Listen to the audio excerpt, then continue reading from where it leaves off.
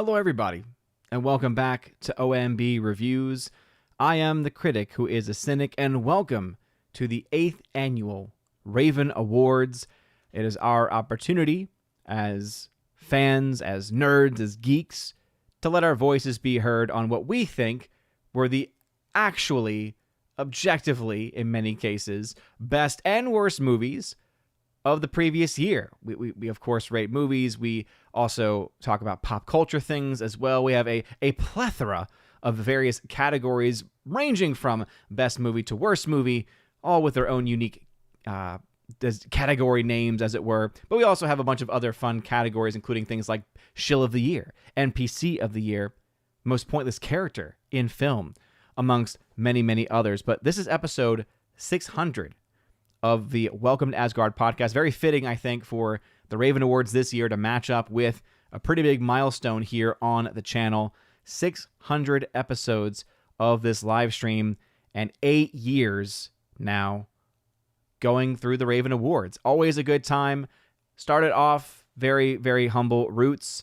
Hey, let's go ahead and create an alternative to the Oscars that at least we could enjoy, our small, little, tight-knit community. It's grown over the years. It's had its ebbs and flows over the years. We've had category names change ever so slightly, and of course, the way to collect the various ballots changing as well. As last year, most especially, we had various bot attacks that really made the job of calculating things that much more difficult. Unfortunately, I think that what I came up with this year, though much more secure, also might have kept some people away from getting their nominations and their ballots in, as I do think this might be the lowest turnout on record as far as total votes and total ballots that have been cast. But we had still many, many, many votes tallied. I want to say we were close to around 80 or so votes that were indeed formally put forward. We had about 93 to almost 100 people who started the ballot, but only about 80 or so actually completed it all the way. And hey,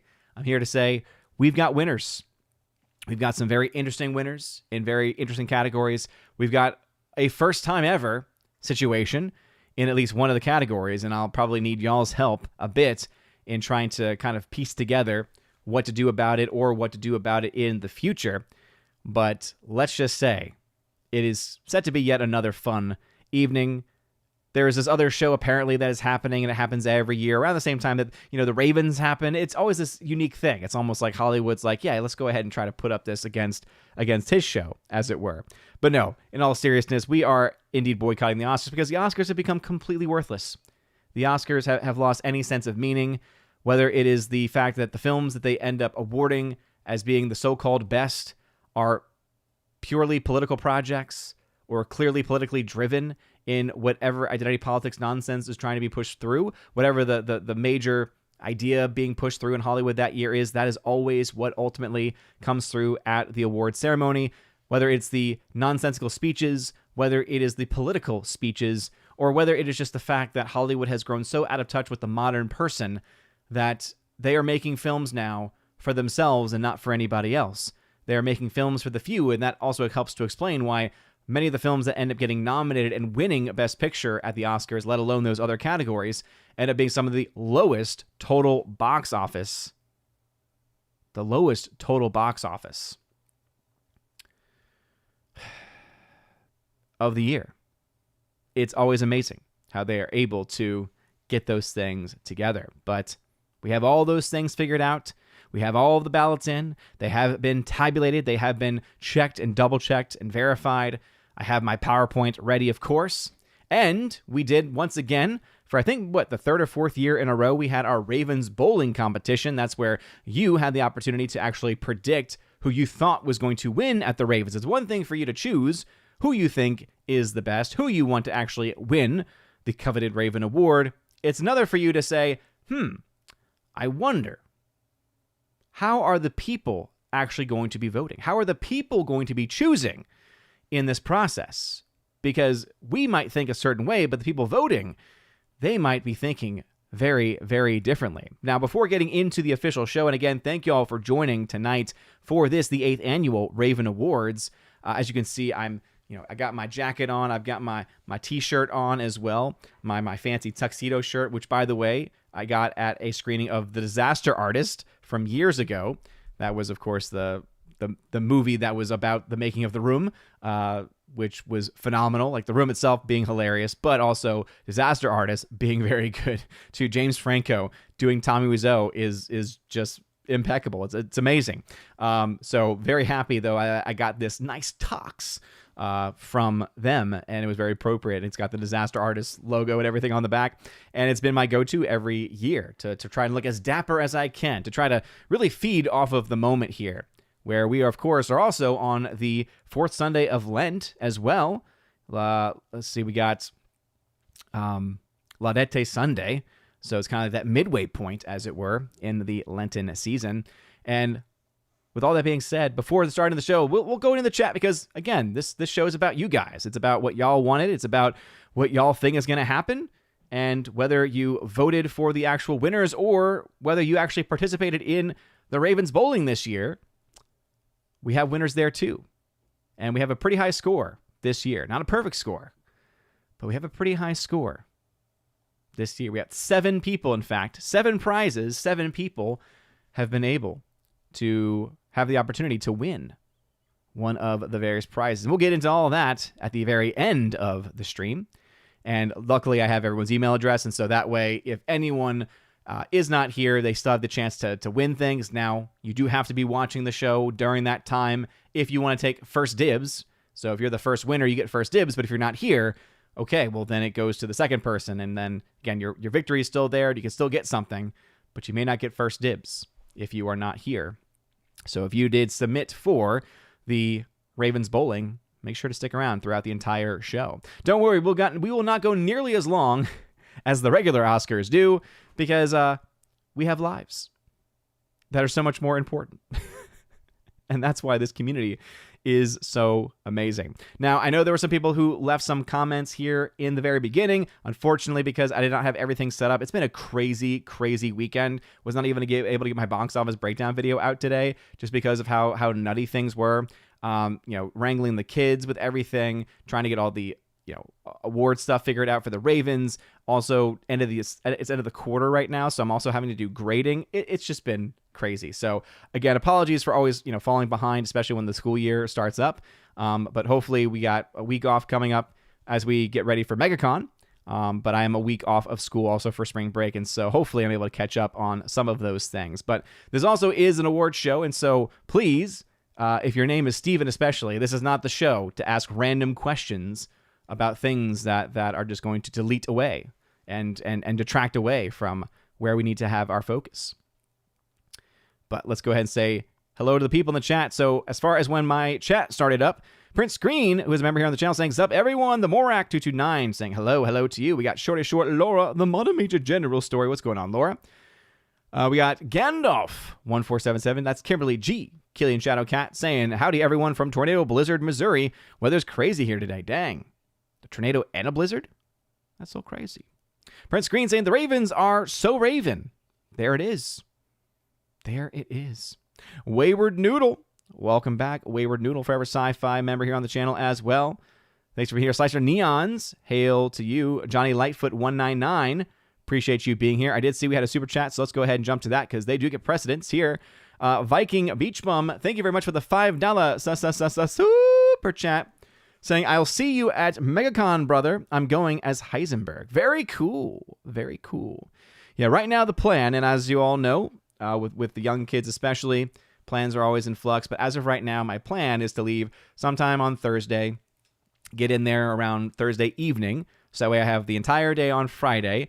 I am scheduled to be at the Rippaverse booth on Friday. I'll actually be next to my brother from Criticless, Blaine. And I think they got me also partnered up with Beardo for whatever reason. So, Beardo, whatever. But hey, Blaine of Criticless, that's where it's at. Shout out to Beardo, though. That should be fun. So if you want to come say hi, we are in the Rippaverse booth on Friday, or at least me, Beardo, and also Blaine from Criticless. So good opportunity to come see us, talk to us. If you want us to sign something, then we'll be there to sign something. And then I will try my best. It's one of my to-do list things. I obviously always have like extra rosaries around, so I'll try to make sure I bring a bunch of extra rosaries too. If anyone, wants one, they are more than welcome to have one. You're obviously not obligated to, but I always like to have them just in case someone needs it in their life. So we'll have that. And maybe in some years past, I've been able to bring some movies to give away there in person, but it's always so tough to like find time to actually do anything. But maybe now that this is the first time that I've ever been scheduled to be like at the booth in this way, where it's just me and two other people. So, and I'm someone where I honestly I look at myself and I'm like, look, I'm just a regular everyday person, so I don't really expect a whole lot. So it might be actually a good time to have really good discussions and, maybe like, oh, you haven't seen this? Hey, maybe I have it. Maybe I bring it. We'll see. We'll see what I'm able to pack. That's going to be the big question is, what am I able to pack this weekend? But Viking Beach Bum, thank you, man. And looking forward to seeing you there, along with everybody else. Favorite Sci-Fi saying, trying Ravens bowling for the first time, though I don't get the scoring system. So it's gone through various iterations. I think the way it used to be was very convoluted and was very just taxing on you. Because basically you had to like use the shorthand for a category name, and then you had to put your choice, and it was this whole thing. But I think this year it made a lot more sense. It was, hey, you get to choose who you think is going to win Best Picture this year for us, and then the immediate follow-up is, how confident are you? 24 is your most confident because it's worth 24 points. 1 is your least confident because it was worth 1 point. And if you are able to guess every single category correct, no matter what order you put those points in, a perfect score equals 300, which is why it's called Ravens Bowling, because a perfect score in bowling is 300. So it was explained on there, and no one reached out asking before now. So hopefully you read the instructions and you followed along. Mr. Roy, welcome back. He is a member here on the channel. Hello. He is one of the keeper of the Bifrost. Thank you again for being here. Let's see. Whiskey and a Saw just became a member at the Citizen of Asgard level. Appreciate you for becoming a member here on the channel. You get to enjoy the river. The river being pet back when I had hair. Shorty Short saying, woohoo, 600. I know, crazy. Banjo Sandwich, he is probably the biggest proponent, my biggest proponent especially, my biggest voice for supporting the Raven Awards. He's always there.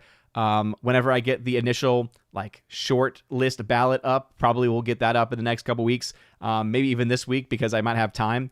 He's always one of the first ones to start sharing it and start putting his ideas in there, and always cool to see. So Banjo Sandwich, thank you very much. Appreciate you.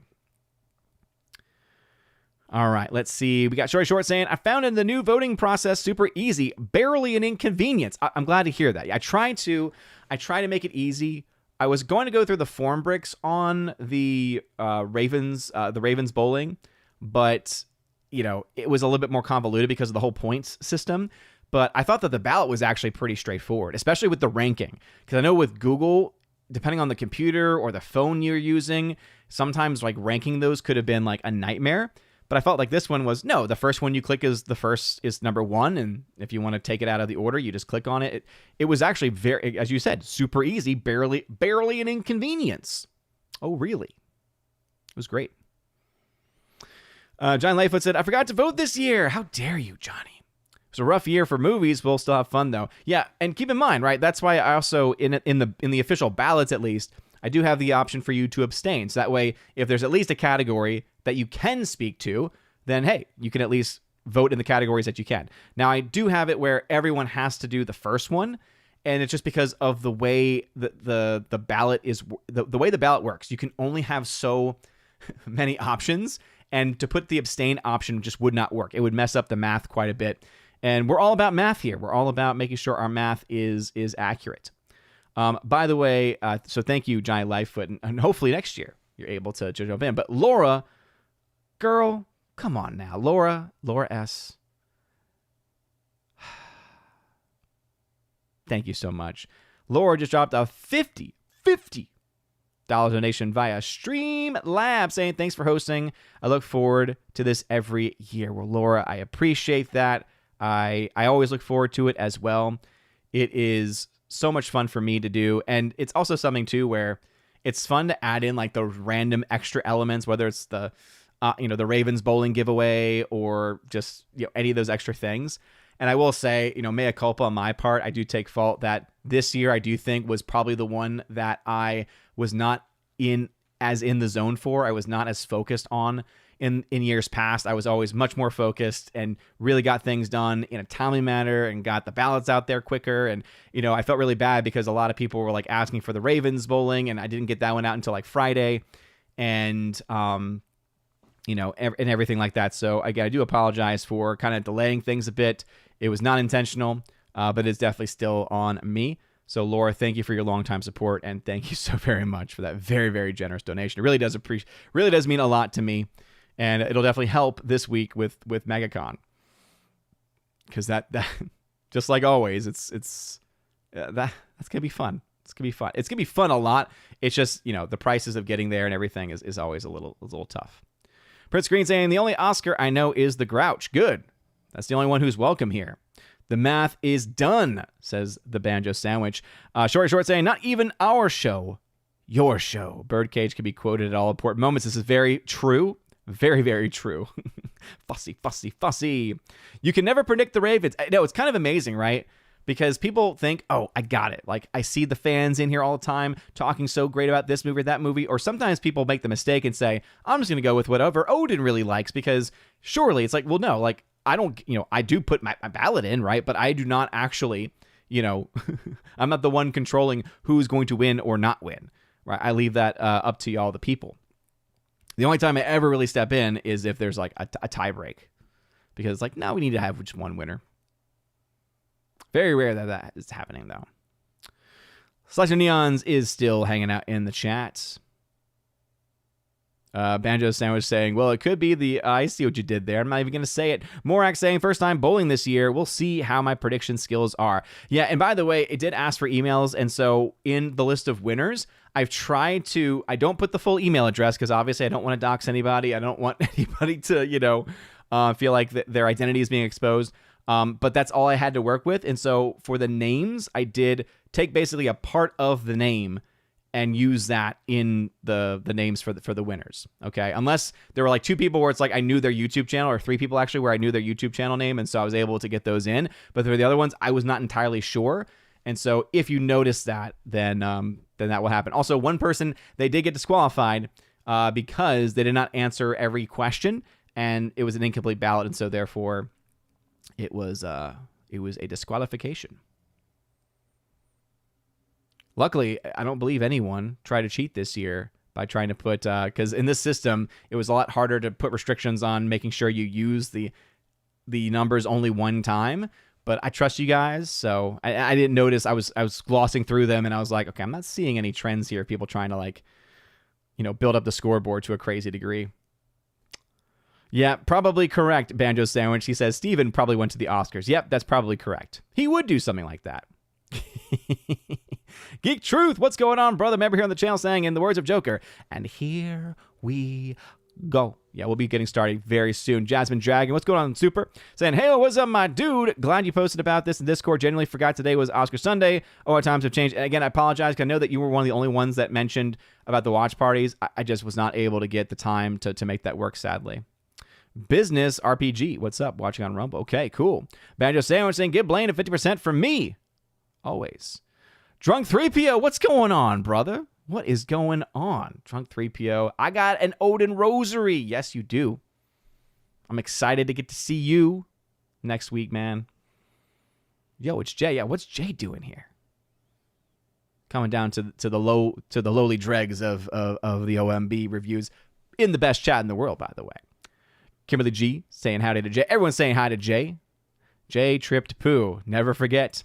Never, ever forget. We got Core Member 1234. What's going on, Core Member? Welcome back. Always great to have you during Friday Night Tights. Create your amazing memes. Always fantastic. Whiskey and a Saw, who is a member now, saying, hey, happy Latari Sunday. Where are the rose-colored aesthetics? May God reward you. You are completely right. This is what I said before about how I've fallen so far behind on everything, and my brain is a jumbled mess. Now, luckily, because we've gotten this in years previous. There we go. Boom. Fixed. We are now liturgically accurate with our pink rose color aesthetic. So Whiskey Nassau, appreciate you, brother. And yes, blessed Latare Sunday to you. More than halfway there through the season of Lent. That's why it's actually a little bit lighter. That's why that pink rose color comes out. It's to remind us, like, hey, just like the purple is meant to remind us of penance and that seriousness, the lightening of it is, okay, the burden lightens a little bit, right? Because we're that much closer to Easter, and it's giving us that sense of hope. So I love, again, all of the liturgical meanings behind the liturgical year. But yeah, Drunk is here. That's crazy. Short saying, gas is $5.20 here. OMG, yeah, the gas price is getting crazy. Won't get into all that because not everyone really appreciates my views on that. People have been very vocal. Rob D saying, hello, Odin. Don't even know what's nominated for tonight. Haven't been able to watch any of your streams since the beginning of the year. Well, Rob D, I'm very sorry to hear that, man.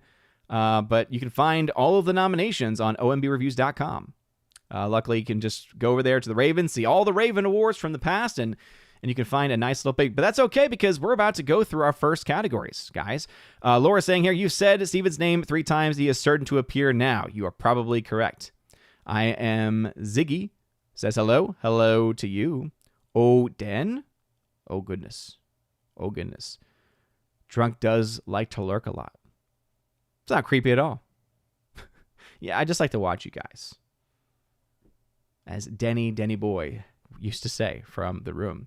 All right, guys, but we have indeed covered the numbers. We've done the math. And you know what? Even though it's not a box office stream tonight, since we have done a ton of math before we get this show started, let's get it started on the right foot. Let's get it started on a positive foot. Here we go. Time to see a real math magician at work.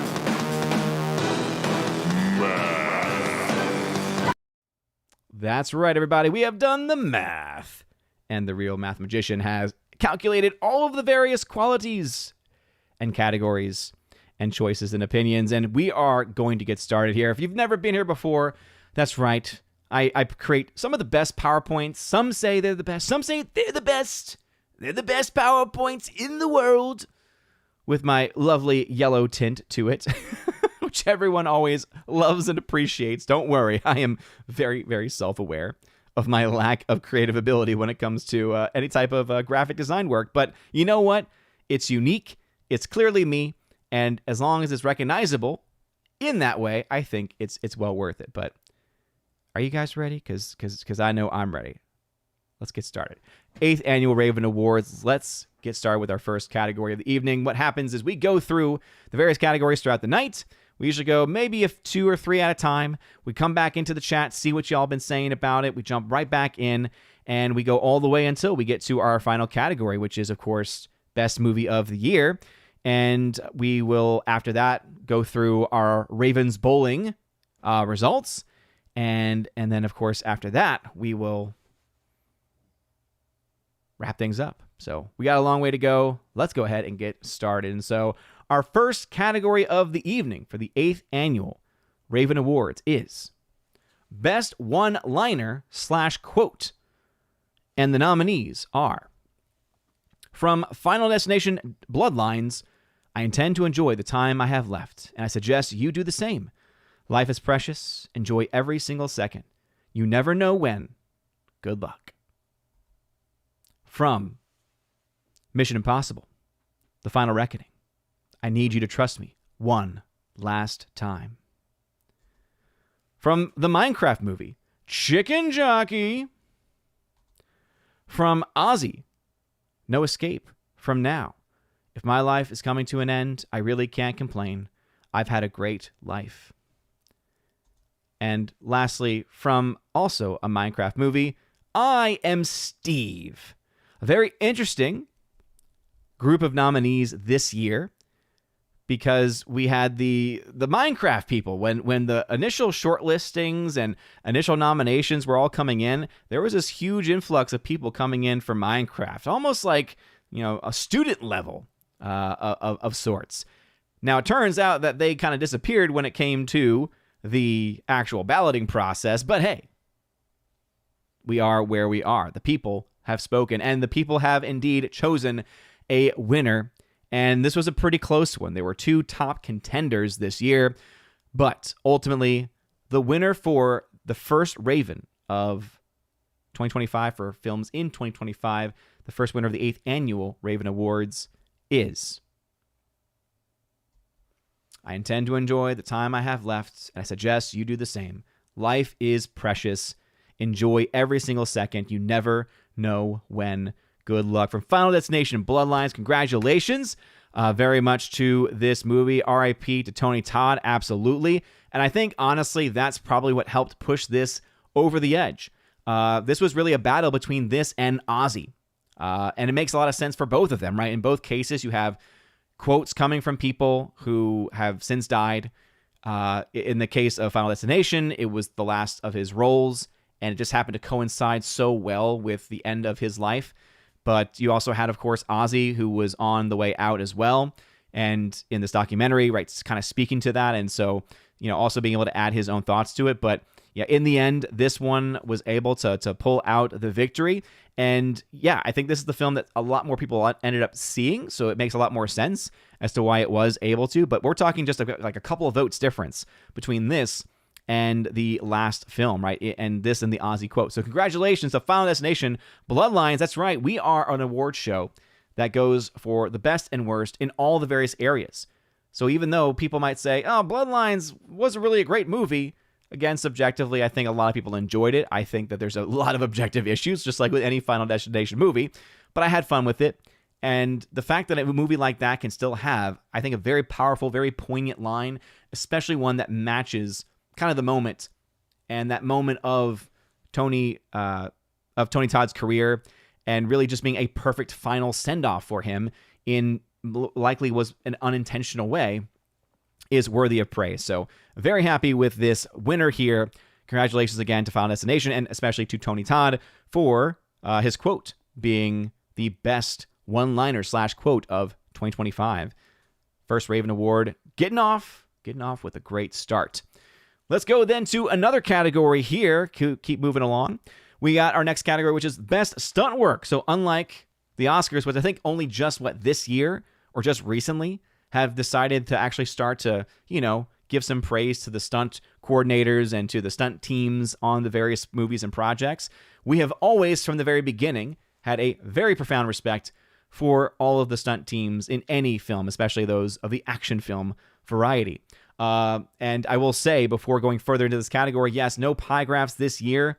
And it's because in the past we were using Google Charts and Google Forms and Google Forms had those pie charts created already. Formbricks did not have the similar thing. So if someone can find one that has the same type of functionality and can do that too, or an easy way of being able to create those pie charts, I'm more than happy to hear it. But again, unfortunately, I ran out of time to be able to try to find an AI solution. So yes, I'll try to add as much context though and how close things were as well as we continue to go through it though. So I saw Johnny Lightfoot's comment. So yeah, no pie graphs this year. Unfortunately, that's also why there were no videos for the best one-liners. There's also no videos either for the best stunt scenes, best action sequences. And that, again, is simply because of the fact that the copyright stuff is insane and also, again, was cut for time, unfortunately. But was not cut for time on going through the amazing nominations this year for Best Stunt Work. So our nominees are Mission Impossible: The Final Reckoning, Ballerina from the world of John Wick, Fight or Flight, F1, Primitive War, and Warfare. As we mentioned when we first announced our nominees this year, we had several categories where we actually were able to, because of the amount of nominations and the number of nominations per person, per movie, we were able actually to expand several categories to include up to 6 people, up to 6 movies. And so really cool to see a lot of these films in here, whether it be the smaller independent films like Primitive War, the bigger budget films like Final Reckoning, F1, Ballerina also. And one that I'm also happy to see in here, of course, is Warfare, a film that I think everyone should watch if they have a chance to see it. But only one movie, only one stunt team can be viewed as the best for the year. And so the winner of the Raven Award this year for Best Stunt Work is Mission Impossible: The Final Reckoning. Congratulations to Tom Cruise. Congratulations to all of the stunt men and women behind the scenes who really made that movie what it was.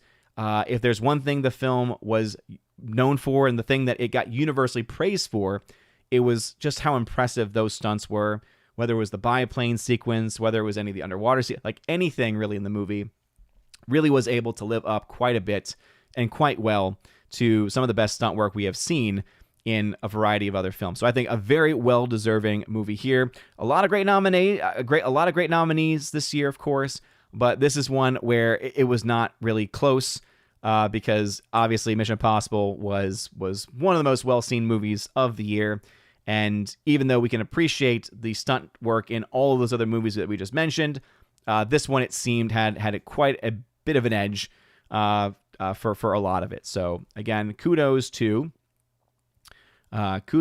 them for being able to get that together and creating an amazing project. In fact, let me go ahead and on my other screen, I'll try and have this popped up so that way I can give a little bit more context, because since I can't have the pie charts this year, they have the bar graphs instead, but it's like, but it captured roughly 40% of the vote.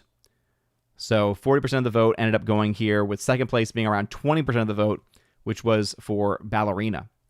So those were our top two this year, for anyone that was wondering. But congratulations to Mission Impossible: The Final Reckoning. All right, let's do one more category, and then we'll jump back into the chat. So we got a big one here. Best Animated Movie. Very, very big category. Lots of films that people enjoyed. Seems one may have stuck out more than others, but there was still a lot of support all the way for the variety of options here. And what I love about this category, at least for us, is that we really do cover a wide variety of bases in many ways. And to show that, let's just go through our nominees once again. So nominations and nominees for Best Animated Feature are K-Pop Demon Hunters, Chainsaw Man, the movie, Res Arc, Demon Slayer Kimetsu no Yaiba, the movie, Infinity Castle, Ninja 2, David, and Dogman. As you all know, I'm very fond of Dogman myself. My kids love the film. I think it's very, very underrated. Not seen by enough people, I think. Very, very funny movie, though. Demon Slayer, obviously one that a lot of people have been fans of for a long time, has done very well at the North American box office, especially, kind of breaking through in many ways, in ways that we had not seen other anime films be able to do before. Heard a lot of great things about Chainsaw Man, David from Angel Studios, of course, and then K-Pop Demon Hunters, the phenomenon on Netflix, really, of course, taking a lot of the attention this year. Not to mention, of course, Ninja 2, which, reportedly made insane amounts of money in China. Of course, I've got my own doubts about that. But with all that being said, there can only be one winner for this category, and it was closer than one would think. But the winner for the Raven Award this year for Best Animated Feature is K-Pop Demon Hunters. Congratulations to K-Pop Demon Hunters, a film that there's a lot of it that I do like. I think it's a little bit overrated. I think it's a little bit overplayed, as it were. It's like back in the day when I was growing up, Evanescence was on the radio. Bring Me to Life was on the radio. It was playing on Fuse TV. If y'all remember Fuse TV back in the day, it was so overplayed. And it was like, yeah, it's good, it's fun, but a little bit too much there. So I do appreciate it for what it is. It is a solid movie. I think it's a well-worthy winner here. But what's interesting to me is that though it did get number one, it only captured about 30% of the total vote. And the second place film actually ended up with 21% of the vote. So it's a clear victory. It's a very solid victory for K-Pop Demon Hunters. But Dogman, much to my happiness, actually ended up getting 21% of the vote. So congratulations to K-pop Demon Hunters for another amazing win. And with that, we'll take a small break, head back into our chat.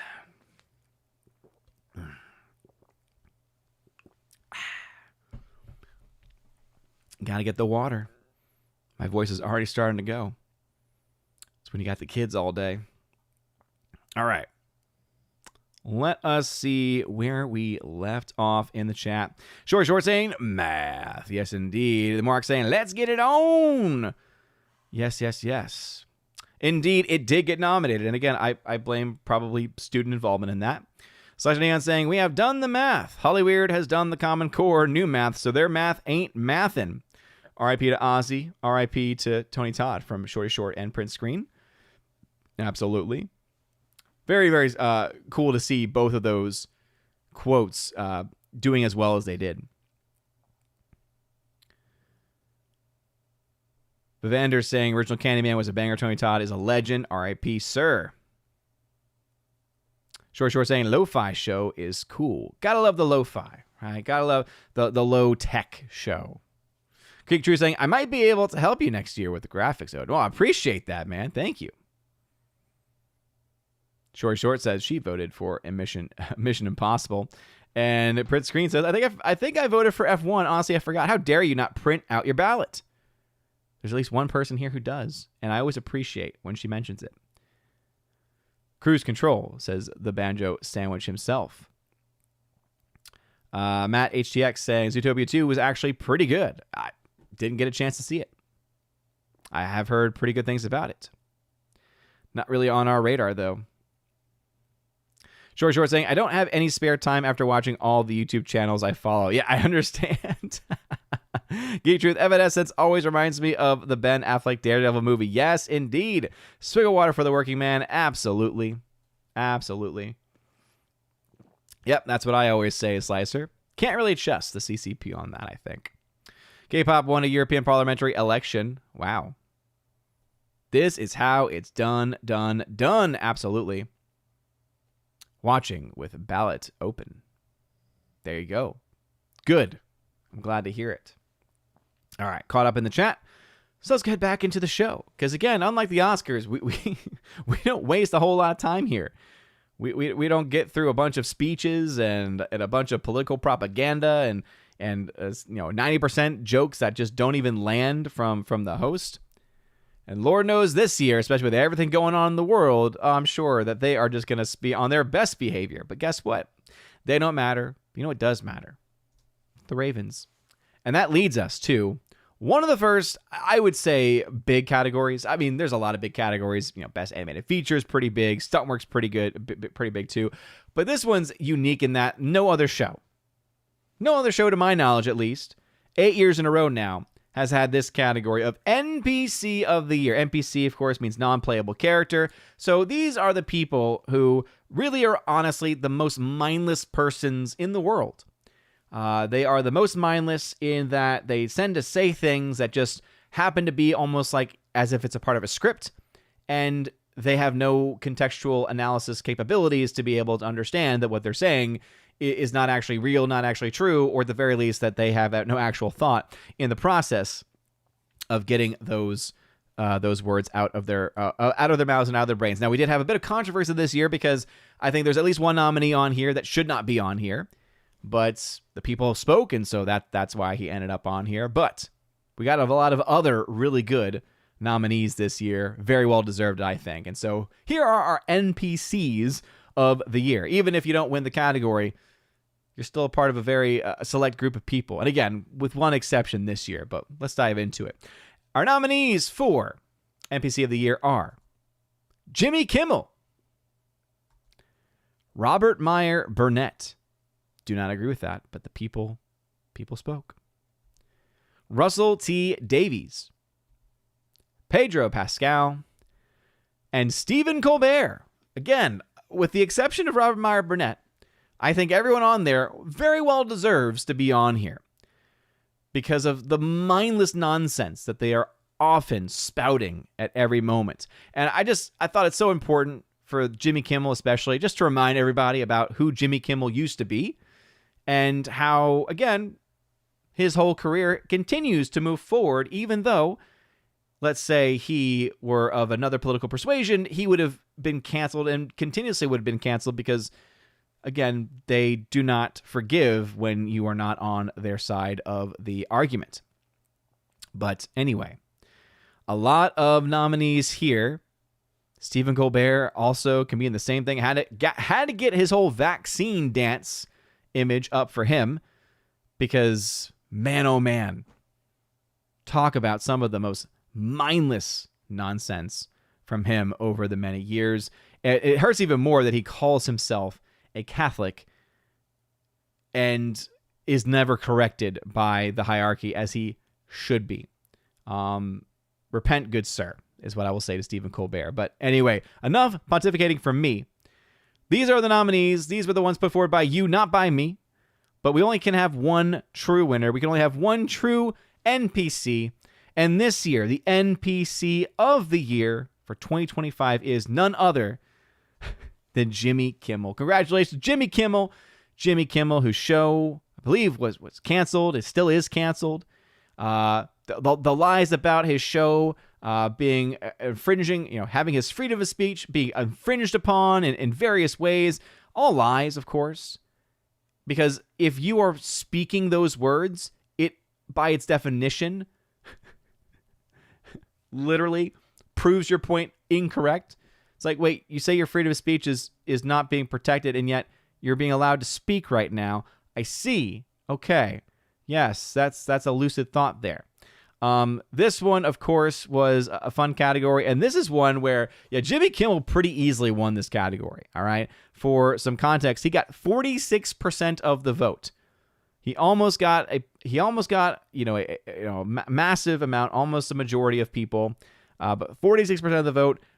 Second place, all the way down with only 20% of the vote, was Stephen Colbert. So I was very happy to see both of them up at the top of that list. I think that they were definitely the most worthy of being on the list of nominees, but also to be in the winning categories. So congratulations, Jimmy Kimmel. You are an NPC par excellence. And if I ever have the capacity or the money to somehow create real Raven Awards, like physical, tangible ones, I will in hindsight send the Ravens to all of the persons who have ever won. And you will probably be top of my list with that one. So that way you can just truly cherish your NPC-ness, your lack of any sense of critical thought. And by the way, I do see y'all in the live chat. Don't worry, we will get to those comments because I know a lot of people have a lot of stuff to say about OMB. And again, I did not want him on there. That was people in the chat, people in the space who have put their nominations in, put their votes forward, and he was a top vote getter. And obviously, I'm honest, and I'm not going to make it something that I want it to be. I make it what y'all want it to be. And so, but hey, the right person won, we could say at the very least. Because Jimmy Kimmel, yes, NPC par excellence. All right, let's move ahead. Another category here, Best Visual Effects. Oh boy, Best Visual Effects. A lot to be said. But nothing could be better than just going ahead with it. Best Visual Effects. The nominees this year are F1, Tron, Ares, Primitive War, Avatar, Fire and Ash, and Mission Impossible, The Final Reckoning. A very interesting mixture of movies here. Tron Ares universally panned, but apparently enough people thought that the effects were worth praising at the very least. Again, I've heard some mixed things about that myself, but hey, it was a very effects-heavy movie. It makes sense for people to have had that on their minds when they were putting their nominations together. Primitive War, I've heard that the use of their CGI for their budget is fantastic. Fire and Ash, of course, is CGI fest. And then you have two films in F1 and The Final Reckoning where there's a lot of high-paced action sequences, mostly done with practical effects, but obviously also bringing in some CGI. Remember, visual effects, we're not just talking about CGI, right? We're talking about all the various effects that make you think you're seeing something that's not actually real, right? It's making you, it's creating that sense of belief. that you're able to buy into what's going on screen. So very important visual effects are to movies, but there can only be one winner for the best visual effects. And this is one of the most interesting results I've seen in a very, very long time. Because the winner of the best visual effects Raven for the year 2025 is none other than F1. Whoo boy. Now, to me, this is actually an upset. This is actually a big surprise because even though you all know I cannot stand Avatar, the whole Avatar universe is garbage, the fact is most people, or at least it seems a large number at the very least of people, are willing to concede the visual effects are stunning, the visual effects look great. And I'm willing to accept that only to a very, very small degree because yes, the effects are impressive. That being said, just because your effects are really well that they're well processed or that they look like real does not change the fact that it's overused and still does not surpass the uncanny valley effect. And so I think it's not just about how you use CGI, it's about, or rather, it's not just about how much CGI you use or how good it looks. It's about, okay, how am I using it? Am I overusing it or not? That's why I call the Avatar films CGI fest. So when I saw this one, though, come in, I was so ecstatic because I thought Avatar was going to win this one. I thought it was going to be guaranteed the only award Avatar was going to win tonight. Because as I said, even people who hate the movies still have to give it the credit for its visual effects. But F1 was able to pull this one out. This was very close. F1 ended up with 27% of the vote. Fire and Ash with 22%. Even Primitive War actually had a pretty good running here with third place with 20% of the vote. So we're talking just a few votes difference between the 1, 2, and 3 spots there. But F1 was able to pull ahead here. And so I think objectively F1 had the best use of visual effects in the nominations that are being presented here. Now, if it's use of visual effects for your money, I think that has to obviously go to Primitive War. I've only seen a few scenes from, but still, how little they spent on that, how good it looks for that money. F1, they spent a lot of money, and the effects, of course, look really, really good. But again, I do think that this category, I'm very happy to see. Very, very happy to see here. Yeah, because I would have been certain that Avatar was going to win here. So when I saw F1 was pulling it away, I'm like, okay, this makes me very, very happy. Makes me very happy. Because F1's also a great movie, too. So you kind of add that in to the mix, and very well-deserved film. All right, we'll do another category, and then we'll jump back into the chat. So our next category is Best Cinematography. One of my favorite categories because I love cinematography. I love camera work. I love cinematographers and directors of photography who are able to do things with the screen, do things with the camera that just pull you in, capture you, and really just make the entire movie-going experience what it is. I think, of course, about some of the best cinematographers of the modern era. Emmanuel Lubezki is probably my favorite of the modern era. I think about films like Gravity. I think about films like Children of Men, probably my favorite film ever shot, Children of Men. But fun fact about Emmanuel Lubezki, he also had one of the earlier parts of his career. He had a job working as the cinematographer for a film called Birdcage. Shout out to Laura for that one. And you can tell, hey, that's actually a very well shot movie. The whole shot of it going all the way up to the senator and then pulling back is brilliant, is so well paced. And to find that in a film like Birdcage, you're like, what? But anyway, with that being said, one of my favorite categories, and we have some great nominees. And so this year, the nominees are Claudio Miranda for F1, Wade Muller for Primitive War, Autumn Gerald Arcapa for Sinners, Dan Lauston for Frankenstein, and David J. Thompson for Warfare. So a pretty good grouping of movies here. And Claudio Miranda, we've seen his name before. He's a very prolific cinematographer, very, very talented. And then you have others that are kind of newcomers, at least to me, people like Autumn Gerald Arcapa. Even though I did not really like Sinners all that much, I thought it was vastly overrated. The cinematography was still really, really good. And really one of the few objective things about it that I really, really loved. But hey, there can only be one best in the year. And so a great list of movies, a great list of cinematographers as well. Very well deserved. But the winner this year of the Raven Award for Best Cinematographer is none other than Dan Lautzen for Frankenstein. Congratulations to Dan Lautzen, Frankenstein. Someone who actually I have not seen. I don't believe he's been nominated for a Raven Award before. I don't know what other films, major films he's worked on. But what I can say is that, yeah, Frankenstein, despite the fact that I think it can be overrated by a lot of people, if there's one thing that it does really, really well, it is the atmosphere. And a lot of that atmosphere is captured because of the work of Dan Lautzen. And this is a category where, similar to what we've seen before, I thought that this was going to be a F1 show. I thought F1 was just going to run away with all the awards. We see this happen even at some of the other award shows out there. One's not nearly as prestigious as ours. One's, we could definitely say, not nearly as honest and as legitimate as ours. But I would have thought in the smaller categories, people would have just, automatically been voting for the bigger movie, the movie with more, more attention and everything. Maybe the movies that they've actually seen. But no, instead, we had a very solid showing here for Dan Lautzen of Frankenstein. So for perspective, it captured 34% of the vote. So Frankenstein captured 34% of the vote.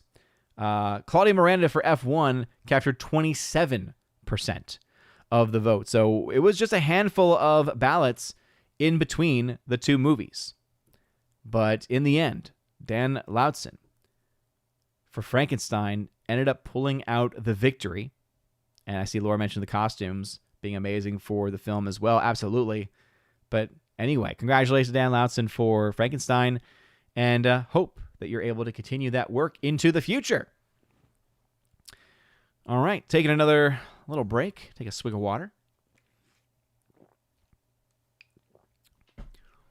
We are rolling right along tonight, everybody. I don't even know if that other show has already started yet.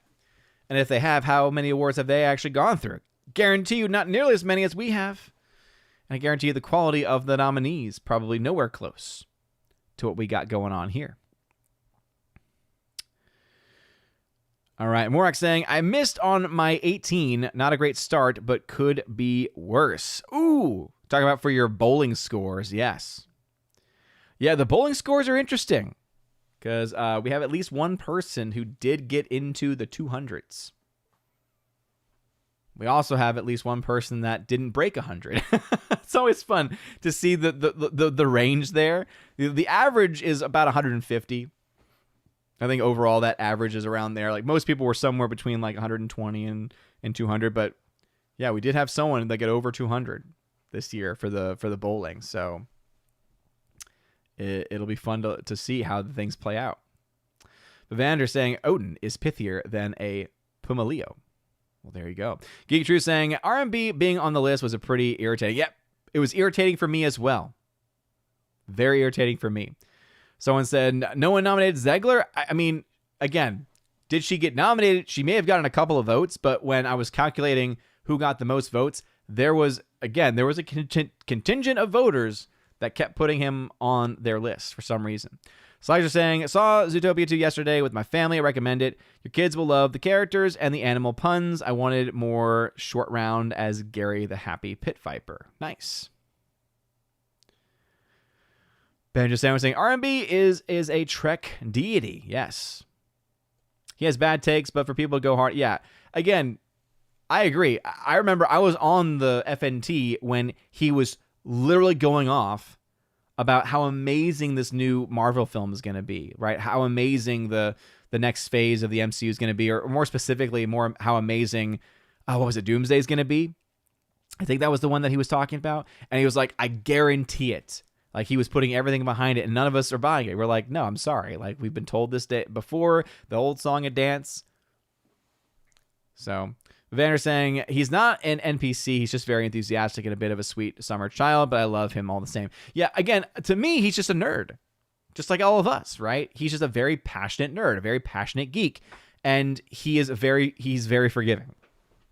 So he's willing to he's still somehow able to and willing to buy into and believe the hypes that can sometimes come up.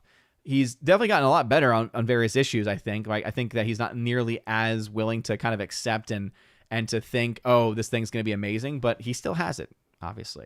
Geek True saying, R&B is the only person I have ever talked to that knew more about Trek than me. Yeah, I mean, no one can take that away from him.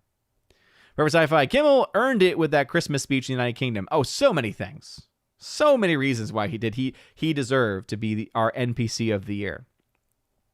Harwick saying, I got 3 so far. Mission Impossible, K-pop, Kimmel, 48 points, according to my calculations. I'm very good with calculation. Oh, you should see my chart to get the calculations in, because it's a lot of if this, plus if this. So I ended up having to get like AI to help kind of finish the thread, because it was several strings. And it was more of I created the basic code, and then I just had the AI continue it on for X amount of time, because I just was like, I have no time or patience to type in those individual things, especially since I'm not someone that works with that all the time. It's like only Raven Awards season do I even really think in that way, or if I have to update my box office chart in a big way. Harvick saying, in my opinion, R&B deserves Shill of the Year, but not NPC of the Year. I could see Shill. I could see that. I mean, Shad got nominated for Shill of the Year, so I could see that. But yeah, NPC definitely not. Print screen, F1 getting a nomination for Best Visual Effects was probably for the ladies that like the visual of Brad Pitt. I mean, no, because there's some very impressive visuals in the movie with how they make everything look so, again, realistic and how all of it works. It works really well. Harvey saying, I got that one wrong. I thought Avatar Fire and Ash would win. Oh, I hope that was not a high point value for you. Geek Truth, objectively, Avatar had the best special effects. F1 effects were fine, but not amazing. Though F1 was a better movie, Avatar should have won that one. Again, I think it's how you understand visual effects. If you're talking about the objective effects themselves and the technology, sure. But that does not cover the use of the effects. And it also does not cover kind of those X factors too. And so that's where I get into, it's like, well, look, a film can have the best technical effects out there, but if it's being overused and overplayed, it takes away from the movie. At that point, just like with Avatar, it's soulless. It was a soulless movie because everything was artificial. So yeah, the effects may have been rendered the best. That does not make it good.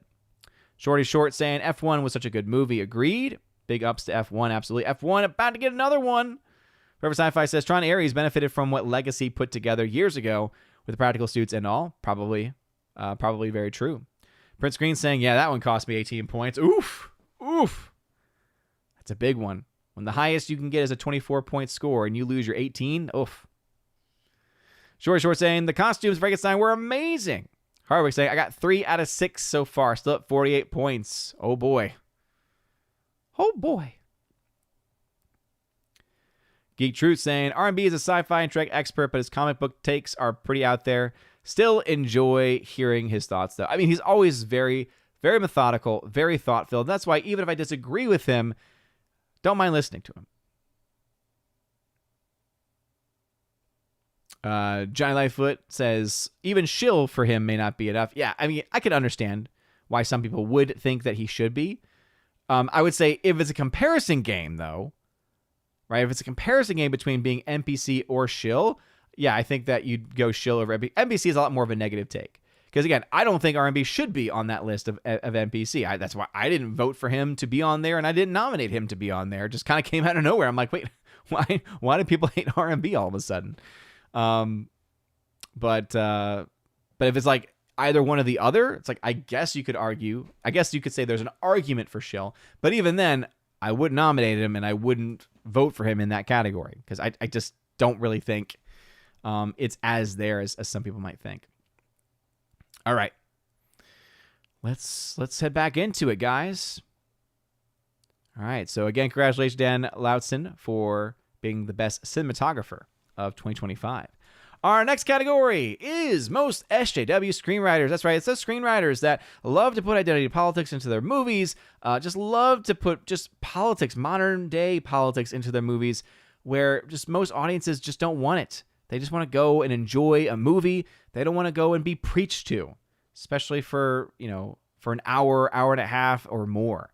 So these are the people who are some of the worst writers out there, but most especially the writers that really focus on political messaging. And so the nominees this year are Tasha Huo for Red Sonja.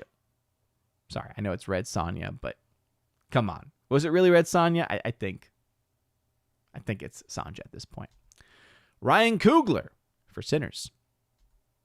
Simon Utley, Paul Andrew Williams, and Matthew Orton for Cleaner. Russell T. Davies for Doctor Who. And Paul Thomas Anderson for One Battle After Another. It was fun getting Russell T. Davies on this list this year because we typically only have movies, and it's kind of meant to be, especially in these categories, only to be for movies. That being said, I think Doctor Who is by far one of the best TV examples that can always find a place in a list like this, especially since, again, screenwriters, theoretically, the small screen would also equate. Now, there are, I think, great nominations here. I think all of them hit right and hit home in various ways, but there can only be one movie that has the most SJW. Only one group, more accurately we could say, that have the most SJW screenwriters. And so this year, the winner for the Raven Award for most SJW screenwriters is Paul Thomas Anderson for One Battle After Another. Oh, man, I tell you guys, this is one of those movies that really motivated a lot of people in a lot of ways. And it was very, very interesting to see, even in this much lower category for SJW screenwriting, when you have such amazing choices for this to pull out. Paul Thomas Anderson, for the record, covered and captured over 50% of the vote. Over 50% of voters this year went for Paul Thomas Anderson. In second place, with only 32% of the entire vote share, was Russell T. Davies for Doctor Who. So he almost got there. But over 50% of the vote so far, the only win tonight for any category, for any movie, to capture over 50% of the vote in any category. So, hey, Paul Thomas Anderson, when you're failing up, and that's exactly where you are right now. Congratulations, good sir. He said sarcastically. All right, we got another one, guys. We got another big category here. Best Director. At the Oscars, that other award show out there, they saved this one towards the very end. We have this one right smack dab in the middle. And for Best Director, we've got a lot of really, really great nominees. And so our nominees, once again, this year are Joseph Kosinski for F1, Guillermo del Toro for Frankenstein, Len Weissman for Ballerina, Luke Spark for Primitive War, Scott Derrickson for The Black Phone 2, and Ray Mendoza and Alex Garland for Warfare. Category that we had enough nominations and numbers in to justify having 6 total nominees this year in a category that typically only has 5. Very interesting to see films like Ballerina getting in, Black Phone 2 getting in, but ultimately still a great group of directors. One that I was happy to see get in, of course, was the Ray Mendoza and Alex Garland nomination, because as someone who loves Warfare, thinks it's a phenomenal movie, and needs to be seen by more people. It's a difficult watch. It's not one that I'd recommend everyone watch, but it's a powerful watch that I think people should see if they have the stomach for it. And so, great list, I think, of overall directors. But there can only be one winner. And so this year, the winner for Best Director is Joseph Kosinski for F1. Congratulations to F1. F1, a very strong contender at this year's Raven Awards, a film that most people were able to see and is probably one of the most well-liked movies to be released in 2025. This was a very close race between first and second. with that being said, towards the end, Joseph Kosinski was able to pull out the victory and to pad that victory quite a bit with 36% of the entire vote to the second place finish by Guillermo del Toro of Frankenstein, which he was able to capture 27% of the votes.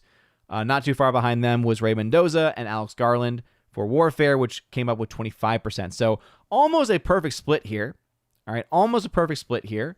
But ultimately, Joseph Kosinski, 36% of the vote, more than enough to give him the victory. Congratulations. F1's a phenomenal movie, and the direction for the film is especially very good. So congratulations to Joseph Kosinski and to all of the people behind F1. Let's go ahead then and into another category, and then we'll take another small break.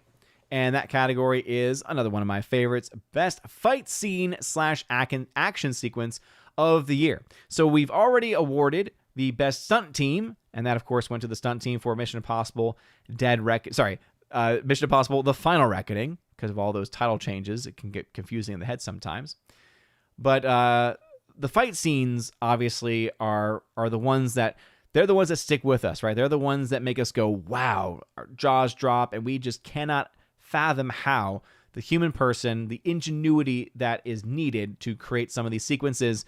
And these, in the opinion of the persons who voted this year, right, a part of this family, were very, very passionate about several different categories. And so our nominees this year for the best fight scene and / action sequence are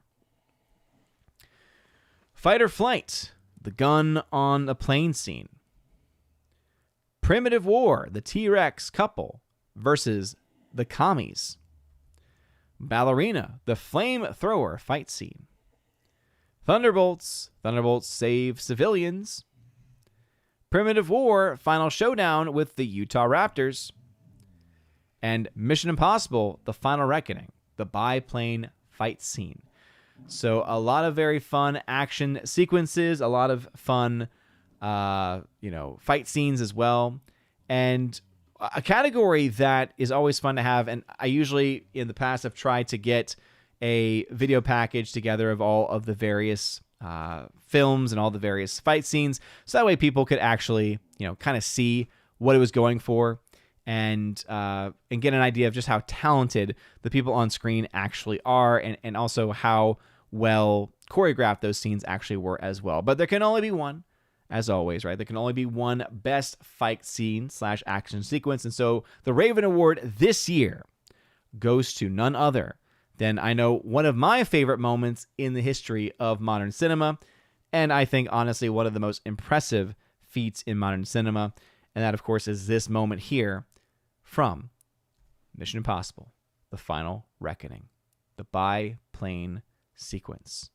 I mean, even though this is just a small taste of what happens during that very, very, very long sequence, the fact that you have human beings able to do the things that you're seeing on screen, and especially for someone like Tom Cruise, with as old as he is and as famous of an actor as he is, to be the one that takes those risks and puts himself out there in that way to hang off these planes. Yes, he's got supports, obviously. Yes, all the safety stuff's there. But still, it is a risk nonetheless. So congratulations to Tom Cruise and to the entire team behind Mission Impossible, The Final Reckoning, for winning this year. Well done. All right. Let's head back into the chat and make sure that we have not left anyone behind. Morak, who is a member, says, I'm thinking I might be the one under 100 this year. Best cinematographer cost me 23. Ooh, that's a big one. Geek True saying, people throw out the term shill anytime someone likes something they hate, which is not the definition of shill. Yeah, we definitely use that term very liberally, one could say. But I definitely think that there is a more modern understanding of the word shill versus the more traditional one. Traditionally, a shill is someone who is speaking kindly and positively towards a project that they have some stake in, that they've been paid to say something, right? Whereas in the modern terms, we would say someone is a shill if they are being overly positive towards something that is objectively wrong, meaning they might as well be paid off because how could anyone else think otherwise? That's at least how I view that. Selected Dion saying, I can't wait for the Bride to sweep all the negative categories for next year. Hey, it'd definitely be a strong contender, that's for sure. Hardwick says, I'm 3 out of 7 now. I only lost 4 points on this one, though I picked Russell T. Davies. Gotcha. Or sci-fi, I picked that Antifa movie. Seemed obvious. There you go. Prince Green, that One Battle After Another poster looks like it has all the characters on there at least 3 times. Hardwick says, I actually thought One Battle After Another would be too obscure a movie to get many votes. And yet, when it comes to the people, it's all about what, especially when it comes to the commentaries and when it comes to the public sentiment, especially within the fellowship, that has a lot of weight to it. Short saying, I quickly noped out of One Battle. No, thank you. I remember you telling me that. So you left almost immediately. Justin C. OBAA was a no-brainer for me. One Battle After Another. I voted Maggie Gyllenhaal for The Bride for SJW screenwriter in 2026. Hey, well, guess what? As soon as this Ravens is over, probably sometime tomorrow or this week at least, I'll get the shortlist going. So that way we can do like we've done the last couple of years where y'all are able to get some early nominations in, get a shortlist going. So then that way when we do the formal nominations in like November, that we have a list of movies to kind of go off of. So definitely will. Mr. Slugney missed the notification. Apologies for that. I blame YouTube. Harvey saying, I'm now at 4 out of 8 with 63 points. There you go. Yeah, I don't have... the list I have only has the totals. It doesn't have how many you were at each round.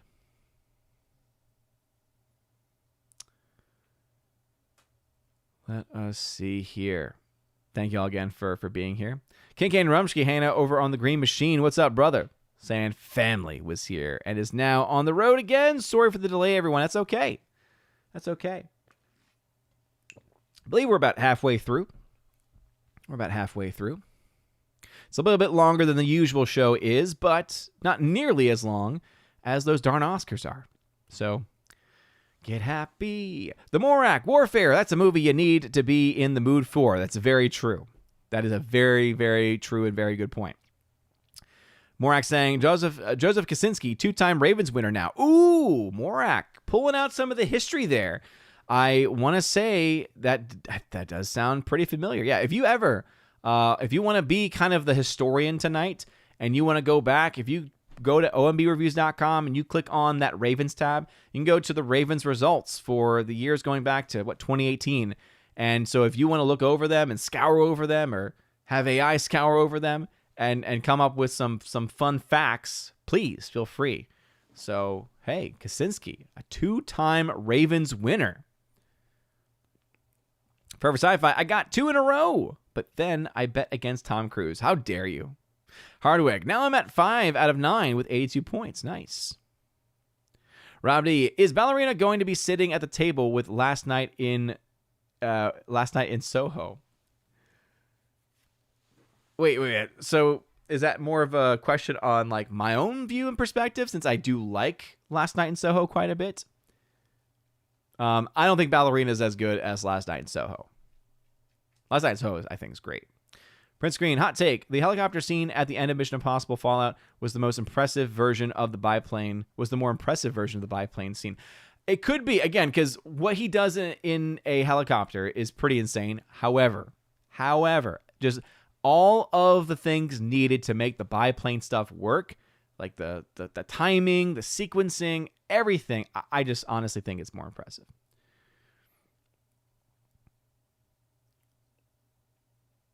Let's see. Kitchen Knife Rescue. I can't wait for Hail Mary this next weekend. Weird. What does it say? It says it weird is our generation's. Where is our generation's Heinlein? Oh, okay, yeah, about the writer. Yeah. Gandalf! What's going on, Kimberly G? Saying, I don't want to jinx myself, but I'm doing great on my bowling picks. Of course, it's taken 5 years to figure this out for me. Well, hey, Kimberly G, keep doing well. I'm praying for you. Geek 64 saying, don't know my scores, but my picks are pretty accurate so far. Well, that's good. That's good. Yeah, don't worry. I'll tell y'all what the scores are at the very end, because I actually have y'all in the PowerPoint this year.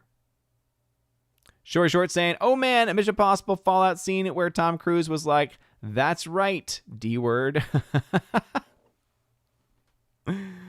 Oh, all right. Caught back up. Let's head back into the show, everybody. Okay. Watch that sequence one more time. Again, amazing. Amazing. But the show must go on. All right, our nominees for Breakthrough Performance. These are the performances that truly stand out. This is not just about being a breakthrough, meaning it's the first big role that an actor has. This is one of those categories that we might change the name of it. It'll have the same spirit, but it might be less confusing for people. We might make this standout performance of the year, because whether you are new and are breaking through to new audiences for the first time, or whether you are an aged actor, right? Whether you are a veteran actor, I should say, and you are just having a breakthrough performance in your life and in your career, I think is, again, a very important concept, a very important category. So the nominees for Breakthrough Performance this year are Lewis Pullman from Thunderbolts. That's right. This is the very weird category, guys. Wyatt Russell for Thunderbolts. Nick Offerman for Sovereign. Richard Harmon for Final Destination Bloodlines. And Josh O'Connor for Wake Up Dead Man, Knives Out. This is one that puzzled me for quite a while, because it told me that a lot of people just did not have any one particular performance in mind that they thought was worthy of praise. Now, with maybe the one exception being Nick Offerman, who I hear is really great in the film Sovereign. Not a lot of people watched it, though. And I have heard great things about the abilities of Josh O'Connor as well. But then again, I think a lot of us have been like, you know what, I'm kind of done with the whole Rian Johnson Knives Out nonsense. But Breakthrough Performance, this is one of the most interesting results that I have ever seen in the history of the Ravens. And we actually have a first, ladies and gentlemen. Never has happened before. May not ever happen again. And honestly, I'm going to need y'all's help kind of post-show to kind of figure out, one, how to fix potentially whatever problem might come out from this result, or what we can do better in the future. But we got to get to it.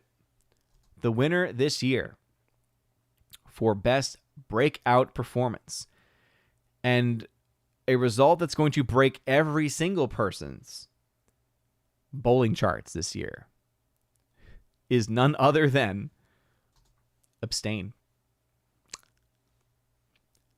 Yeah. You might be thinking, wait, what? Excuse me? That was not one of the nominees. And yet, on the ballot, as I mentioned earlier, I give people the ability to vote for the winners, but I also give people the opportunity to abstain from the vote. And this year, for the first time ever, it's never been close either. Like, this is how weird this is, okay? This is how bizarre this whole process is, okay? This year, we had more people who chose to abstain. That means no vote. That means they chose just none of the above, essentially. And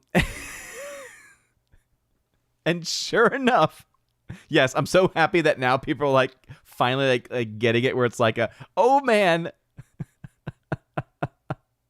But I wish I was making this up.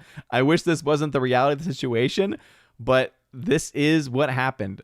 So with 22.5% of the vote, Abstain has won. So again, 22.5% of the voters in this category chose to abstain, meaning they chose the abstain option. Second place was Lewis Pullman, who got 21.25% of the vote, and then Wyatt Russell with 20% of the vote, and then Nick Offerman with 18.75. So it was a single vote difference between the top 4. There were a 1 point difference between the top 4. So abstain had one more vote than Lewis Pullman, who had one more vote than Wyatt Russell, who had one more vote than Nick Offerman. This is how split everyone was, but also, and that's why the winner this year is abstain, how apathetic people were to this category. So I think, honestly, this is a perfect category, and this is really a perfect result, too, for 2025, because it really tells us how bad 2025 was for movies this year. That most people could not even think of one person to nominate, to the point where even those that did get nominated were in films and roles that probably shouldn't have gotten.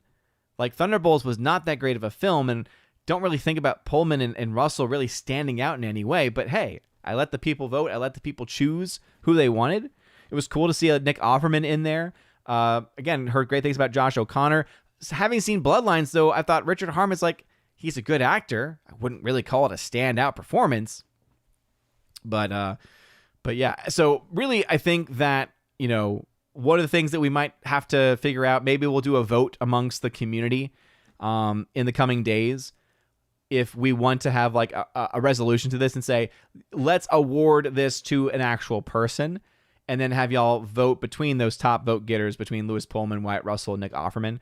But part of me is also I have no problem keeping abstain, because I think it's kind of hilarious. Again, first time in the history of the Raven Awards, no one got a majority of the vote, and instead, the majority of persons chose to abstain from the vote, chose that option in their ballot.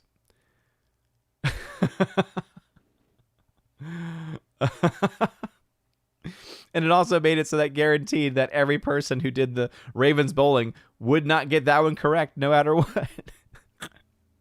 I don't know. I kind of like it. I kind of think it's funny. I think it's kind of funny.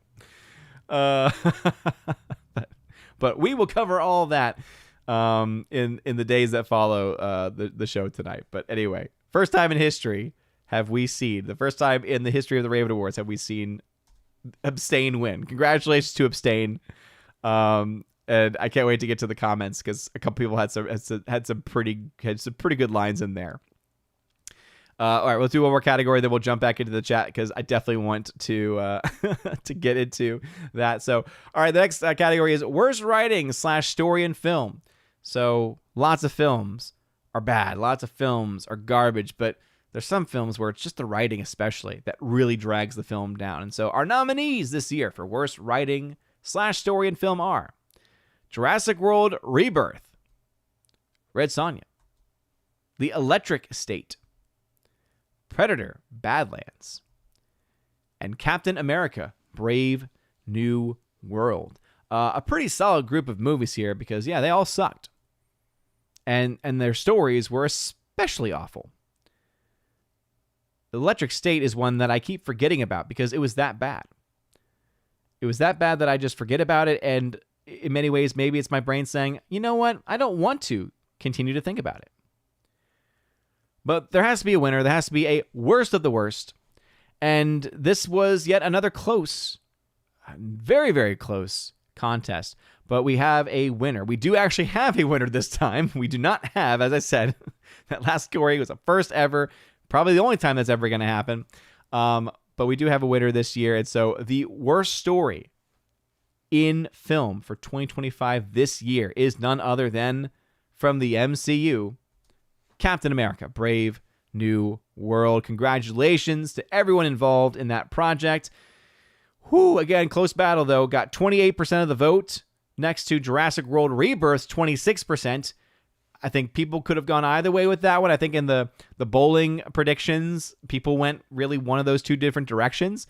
Both were very, very bad. For me personally, I put Rebirth as being a bit worse, though I totally respect those that thought Brave New World was bad, because it was pretty darn bad.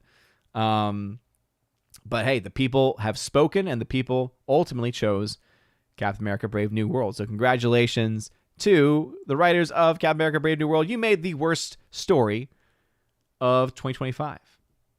Well done. Well done. All right, let's head back into the chat. Can't wait to see the comments about the abstained victory. Again, something that I don't think anyone could have predicted coming. Even I was like, wait, what? This is crazy. Short saying, the biplane sequence makes me queasy. It's that good, though. Rob D saying, I gave up Ravens bowling after 2 years of flat 0 scores. Wait, did you get zeros? I feel like you would have, statistically, you'd have had to have gotten at least one correct. Short saying, that's what I picked. In your ballot, yes.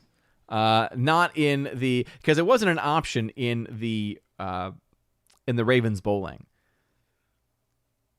Because again, I did not actually think that was going to be something that happened. Let's see. Prince Screen. I knew Abstain was always going to win. He was such a great actor. What a guy. There it is. Banjo saying AI wins. Short saying none of the above. Short saying I feel like Offerman and Thunderbolts actors are kind of well known. Yeah, but that's why I think naming it to standout performance might help with that a bit more. Gate True saying Jeff Bridges was great in Iron Man as Obadiah Stane. As Obadiah Stane. Agreed, great breakout performance. Yeah, that's what I would mean by that, right? Even though he was clearly an established actor, that performance, I think you could say Robert Downey Jr. would be nominated that year also for standout performance, thinking it in that context, because again, he had a career, but that's what really put his career on the map, like in the modern era, more so than anything else. Kimberly G saying, I picked Russell, but this is my 1 point bowling as I had no faith in my choice. Hey, it was a good choice for that 1 point. Keegan Rumsky, this Abstain guy seems like quite the go-getter. I know. It's not every day that the Abstain guy just comes out of nowhere and wins an award. I never watched Abstain. What genre is it? Short. It's going to be fun to see Pullman in Spaceballs too. Oh man, I don't know how he's going to do that. Short. Put in all in Abstain for the win. Wow. Mr. Roy, I nominated Indy the dog from Good Boy for breakout performance. 2025 was a bad year. I remember seeing that one, Mr. Roy. I do. But you were the only one. Oh, but yeah, it's because of that, right? It was a pretty bad year. When people are like, man, I have to scrape the bottom of the barrel for this stuff, and I have to nominate a dog. And to be honest, I was almost like, you know what? Even though it's only like one person nominating it, I was like, man, maybe I should just put it on the short list, because it puts more attention on it and everything. But there were others that had more votes that deserved to be on that short list instead. Morak, well, at least Breakthrough was my least confident category. Only put one on Russell. There you go. Bruce finally shows up. Geek Truth. Oh man, I think Jurassic World was the worst. Me too. They're both bad, but Prince Green, Jurassic World was awful. I kind of like Brave New World. How dare you? Hardwick, I put 17 points on Wyatt Russell. Oof.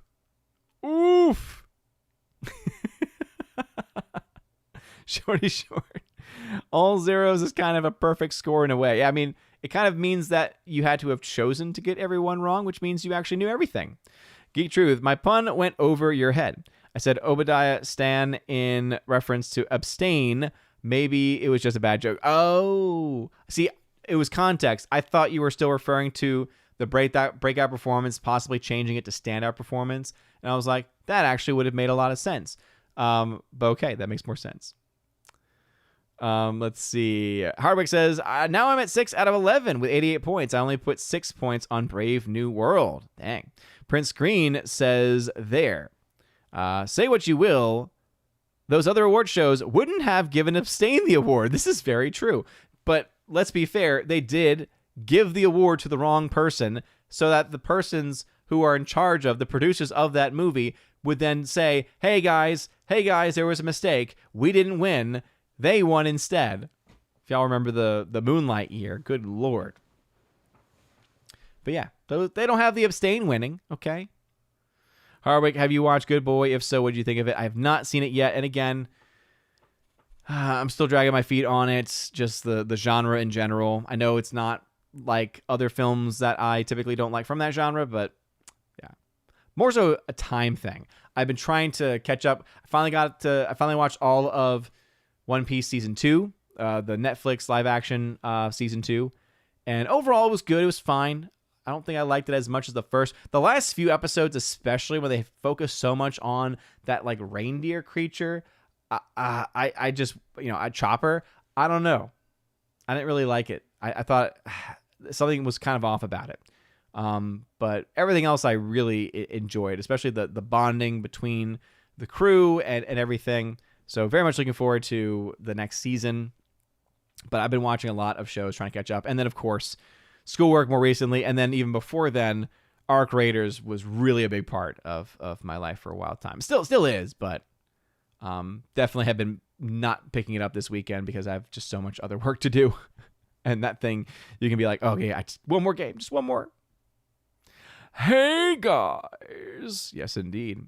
Yeah, truth, I like One Piece Season 2, but agreed on both points. Not as good as Season 1. Not sure on the last few episodes. Still really enjoyed it. Yeah, not my favorite arc to end a season. Because like part of me was like, okay, I really hope there's like a second part of the season. And no, never mind.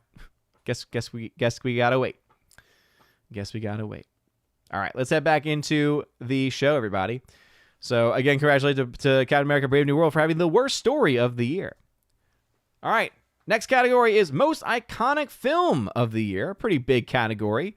We have a lot of films that are good, films that we enjoy, but only certain films in a given year can be truly called iconic. Films that will be remembered for years to come. Films that will even come to define that year of filmmaking.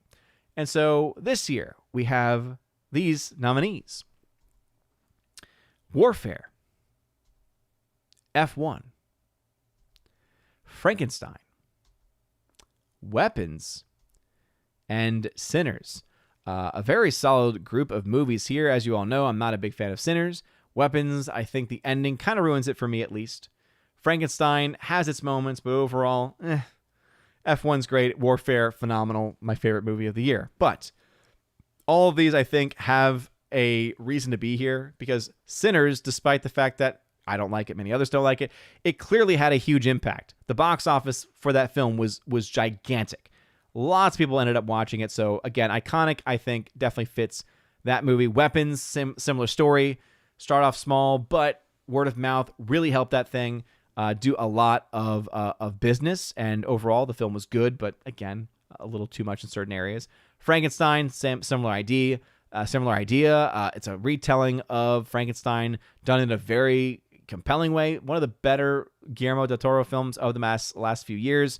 F1, of course, solid, most people's favorite film of the year. And then Warfare, I can't push that film enough as just how much I enjoy it. But there can only be one most iconic film of the year. And so this year, the Raven Award for most iconic movie of 2025 goes to F1.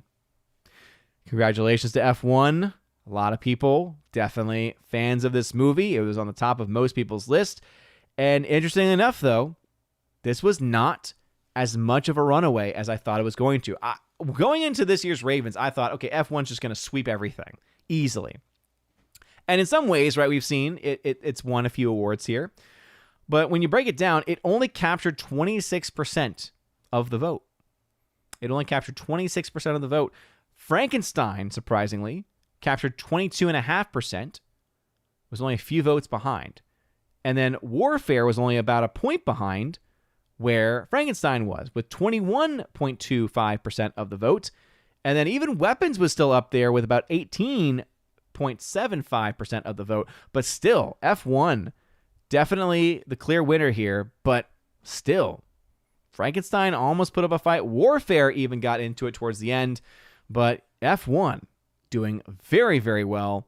And kudos to F1 for being the most iconic film of the year. Now, let's get to another one of our fun categories. Most annoying character in film. It used to be called like most pointless character, but someone suggested to be, let's just make it the most annoying. And I'm like, you know what? That's fine. Maybe at some point we could even call it the L337 award, because literally she was the most annoying character in cinema history for the longest of times, maybe even still today. But the most annoying character in movie, I think a very needed category in our world today. And so our nominees this year are Valentina Allegra de Fontaine from The Thunderbolts. Thea from Predator Badlands. Steve from a Minecraft movie. Ted Garcia from Eddington. And Julian Dillinger from Tron Ares. Very, very interesting list, a very compelling list even. And I think ultimately it comes down to what movies did people actually go out to see? Because that, I think, had a huge part to play in how this category played out, because there can only ever be one winner. All right. And we do have a most annoying character in film for this year. And the winner of the Raven Award this year is none other than Thea from Predator Badlands. Now, when I say this was a close race, it was a close race. 26% of the vote went to Thea for Predator Badlands. Steve from Minecraft. This was one of my choices because Lord Steve was so annoying. 23% of the vote. We're talking about a 2-vote margin between Thea from Badlands and Steve from a Minecraft movie. So a very, very close battle. At the very end, though, Thea from Badlands pulled out the victory here, playing the backpack, as it were, and doing what it can. Oh, man. So cool to see a close race again, but also Thea was ahead for pretty much the entire time. It was only towards the very end that Steve was starting to catch up, as Steve really is, I think, objectively speaking, the most annoying character in cinema in 2025. But Thea clearly is up there too, and it makes a lot of sense to me, at least. Congratulations to Thea. Congratulations to everyone behind the film Predator Badlands. Oh, what a movie that was. All right, now we have what many might consider to be the biggest award of the night. Of course, we have not gotten to Best Picture yet. We have not gotten to even underrated or most overrated film of the year. But this is one of the best categories. Not only do our nominees tend to come from a very wide and diverse demographic of persons, especially personality types, but also this is a category that I myself have been nominated for in the past, have never won the award, but was nominated at least once. And this is also a category where Jeremy Griggs of Geeks and Gamers has won at least twice on, I think, 3 total nominations, if memory serves. So a very important category, a very fun category.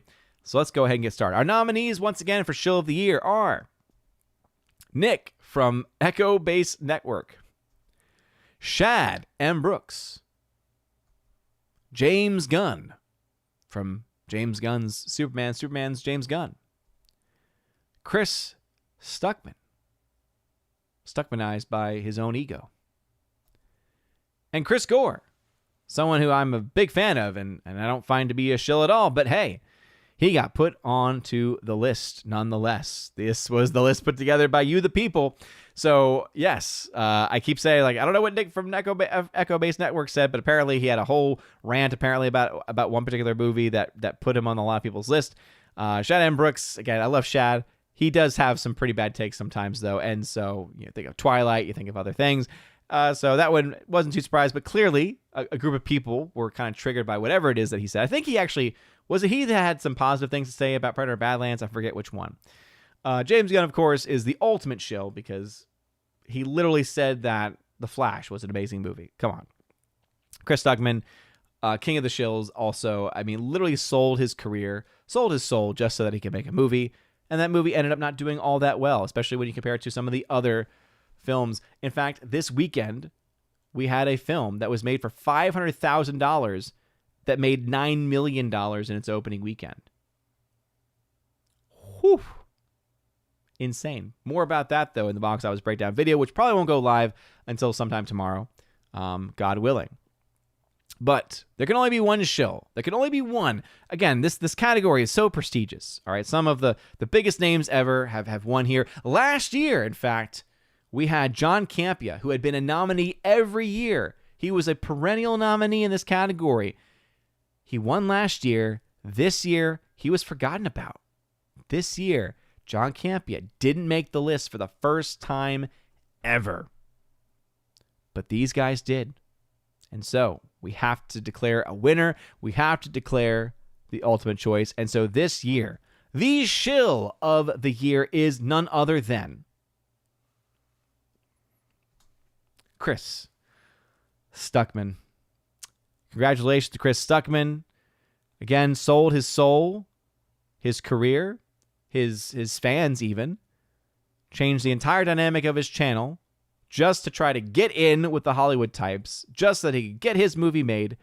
It ends up happening. The film ends up not really doing very well box office-wise. If you really look at the data and you compare it to some of the other indie horror films out there, his budget that he ended up getting towards the end, not nearly worth what was being put into it. And honestly, when you have all your friends even all consistently saying, man, the writing,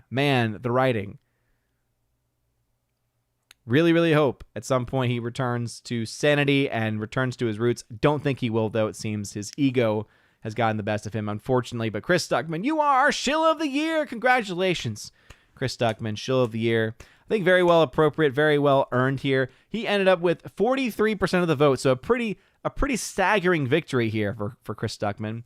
Again, 43% of the vote. Second place coming in 32% of the vote, and that was, of course, James Gunn. So not surprised to see those two at the top of the list. Everyone else pretty much negligible as far as total votes are concerned. Shad only got about 3% of the vote. Chris Gore got 1% of the vote. And then Nick, again, must have a contingent of people that for some reason hate him. He got 15% of the vote, but again, clearly not enough. So Chris Stuckman, you are shill of the year. 43% of the vote. 43% of the vote.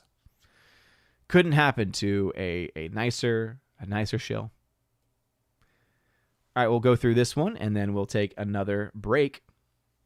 So let's get to this category. One of the longest category titles of the night, but also one that's a lot of fun to say. The most critically acclaimed piece of garbage film. So what this means is not only is the film critically acclaimed or praised by fans even, but it's also just garbage. It's also just not all that good.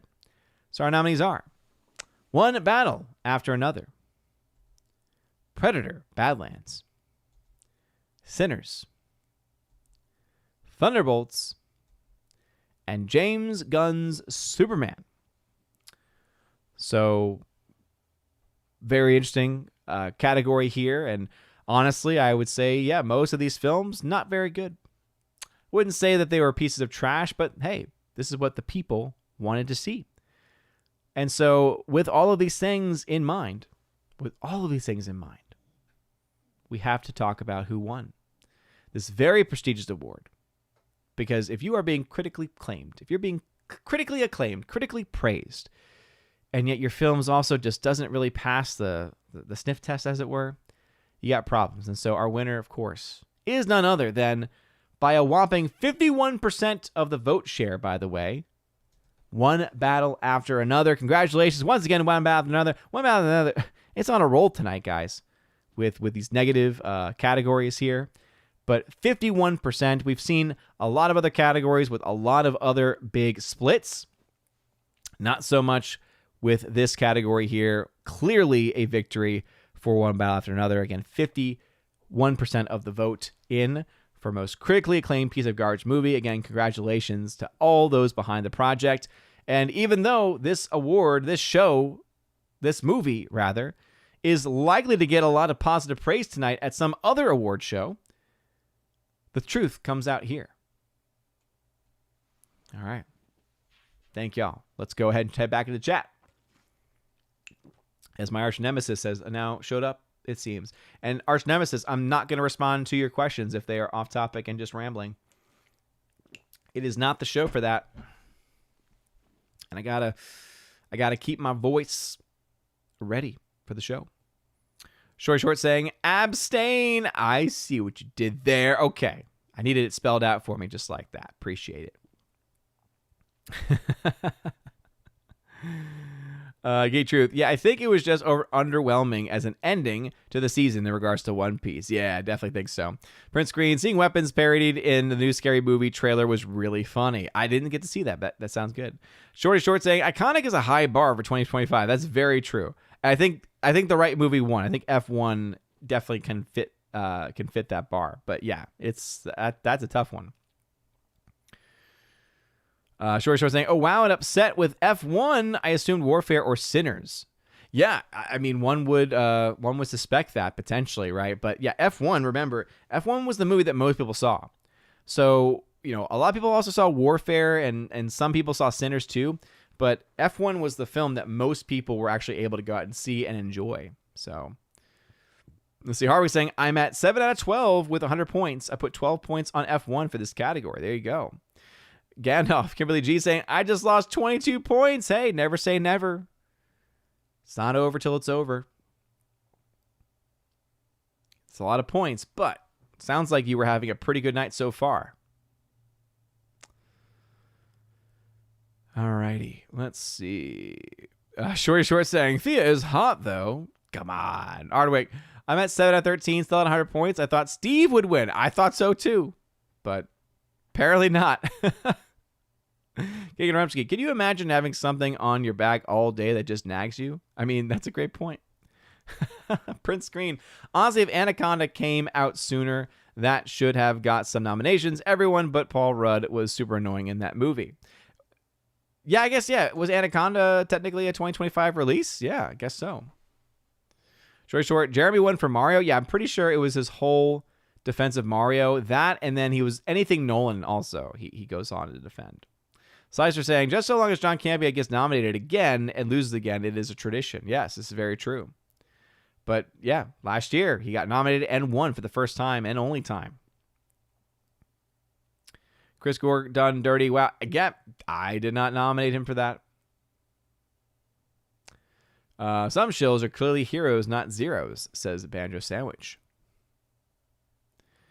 Johnny Lightfoot, no Jeremy this year, but he'll be back for next year with Mario. Yeah, but Lord knows he's going to be shilling all for that movie. That's for sure. Wish Roca had got nominated. Yeah, he was in the early votes. He just did not get enough to make the list. Geek Truth, Chris Gore on the list is crazy. I'd be genuinely curious what made anyone say that he was a shill. Again, I think it's because of the positive stuff. I think it's people's misperception of what a shill actually is. I'm at 7 out of 14, still 100 points. I had 16 on James Gunn. Oof. Kate Rumsky, what happened to Chris's face? Did it get stuck in my eyes? Pretty sure. And there's Steven. I made it on time. How have you been, brother? Where's the tux? You don't listen. So, Superman was a waste. Looks like the DCU will not continue. Laura saying, I actually like Thunderbolts, but I like Pew. There you go. Hardwick, 7 out of 15 with 100 points. I had 11 on Gun Superman. I'm still surprised that one battle after another got so much. Yeah, me too. With that share of the vote, it's pretty amazing. Katie Remsky saying, Arch Nemesis is Tony from Deadline in the chat. Oh, there's someone even worse than Tony. Someone even worse than Tony. Here he is. We need to make a new category, like the best CGI in the case of AI in this time. No. Are you surprised with any of the winning? If you were here, you would know. DJ Lee, we need to have best trailer of the year for a new category. I'm not making new categories because then it breaks the whole Ravens bowling, which I like. Good grief. Already in here, and he's messing things up. All right. Let's head back into the awards, and I'll catch up with most of the chats later, if they be worthy. If they be worthy. Congratulations once again to One Battle After Another for its victory here. All right. Let's get into it. All right, next category is Most Overrated Film of the Year. All right, this is a companion nomination. We have first overrated film and then underrated film. I always appreciate these, especially the underrated, because we usually get a lot of kind of more lesser known films, unknown films, like smaller indie films.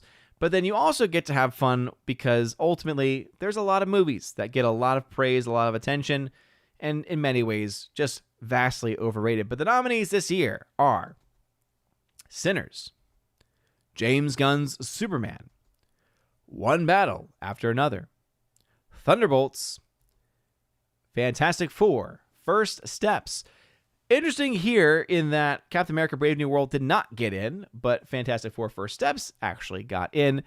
I know there's some that say, hey, First Steps is better than, better than most other things from recent years. And you know what? It's actually probably even better in certain ways than the other film left off of this list, right, of Captain America. That all being said, it is still quite a bit of a mess and in many ways overrated, especially when it comes to some of the fan categories. And so, with that being said, only one of these, though, could be the most overrated film of the year. And so, the winner this year for the most overrated film 2025 is none other than One Battle After Another. That's right, guys. Don't call it a sweep yet, but ooh boy, things are starting to look pretty spicy. This got not nearly as decisive of a victory as it has in previous categories, as it only captured 35% of the vote, with the second place finish going to Sinners with 27.5% of the vote. So very, very close, only about a 6.6 vote difference between those two. But One Battle After Another still came in at that top spot as being the most overrated movie of the year. And as I mentioned before, this is a companion category because we also have, of course, our most underrated films of the year. Some of the best films are typically nominated in this category, the ones that you don't think about a whole lot. This and lowest budget movies, I always love those categories for that reason. You get a lot more other films chances to kind of break in. But in this case, we do, of course, have many, many nominations. And so let's go ahead and get into it. The nominees this year are Ballerina, Primitive War, The Life of Chuck, The Amateur, Good Boy, and My Dead Friend Zoe. So for great things about all the films on here in different ways. I've seen The Life of Chuck. I enjoyed that one quite a bit. Honestly, I thought for me, that's probably the most underrated film. Primitive War, I've heard a lot of great things about too. So I know there's a lot of people that promote that movie. And then Ballerina, again, not as bad as I thought it was going to be, but also still not all that great either. And then I still need to see The Amateur, still need to see My Dead Friend Zoe, and then Good Boy. Who knows if I'll ever get to see that. But a very close race, once again, but a clear winner nonetheless for most underrated film of the year. And the winner this year is none other than, of course, Primitive War. Congratulations to Primitive War. It's gotten a lot of nominations tonight. This is the first clear victory, I believe, for this movie. In the case of the voting percentage, 26% of the vote went to Primitive War, with second place being Good Boy. So very surprising, but also, even though I know very little about it, still happy nonetheless that it ended up getting about 20% of the vote. But Primitive War taking away the Raven Award this evening. Again, a movie that I've heard a lot of really good things good things about, I should say. All right, let's get into a category that will most likely, I'd say there's a very strong chance this will have a name change next year. It's obviously a mouthful. It gets the point across. But I think we need to have, for the first time ever, a variation of this category called the Best Unoriginal Movie. So the best unoriginal movie, the worst unoriginal movie. And that, I think, would be a way of covering all those same bases without having it be as much of a mouthful. But I digress. For now, the category does have the name Best Pointless Remake, Reboot, Sequel, Prequel. So we all know when it comes to prequels and sequels, the vast majority of them have no reason to exist, and yet they do. But some of them, even despite the fact that they shouldn't exist, can actually end up being okay. So these are those examples of some of the best reboots and sequels and prequels to come out in the year 2025. And the nominees are Final Destination Bloodlines, The Naked Gun, The Wedding Banquet, Happy Gilmore 2, and Frankenstein. Very interesting list here. The Wedding Banquet, hadn't even heard of the first one. Apparently enough people showed interest, must have been watching it at the same time. Naked Gun, not nearly as funny as the originals, but still not bad either.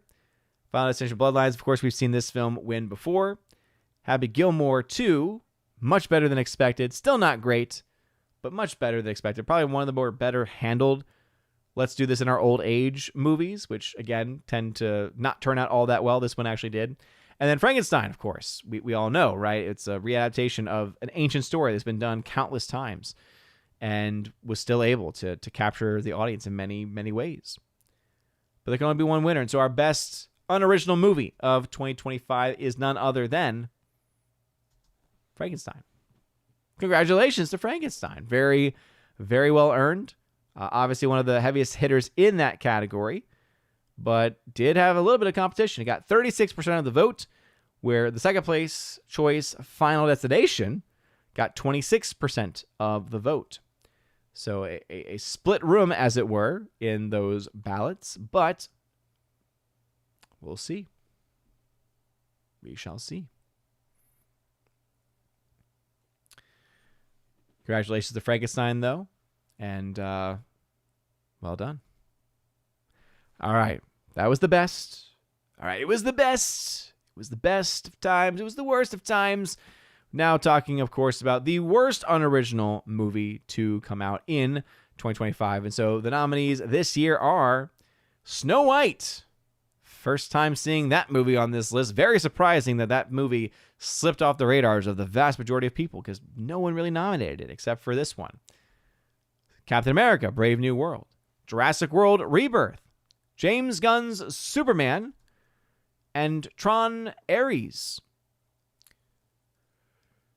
So obviously we've got a lot of movies here, a lot of movie history here.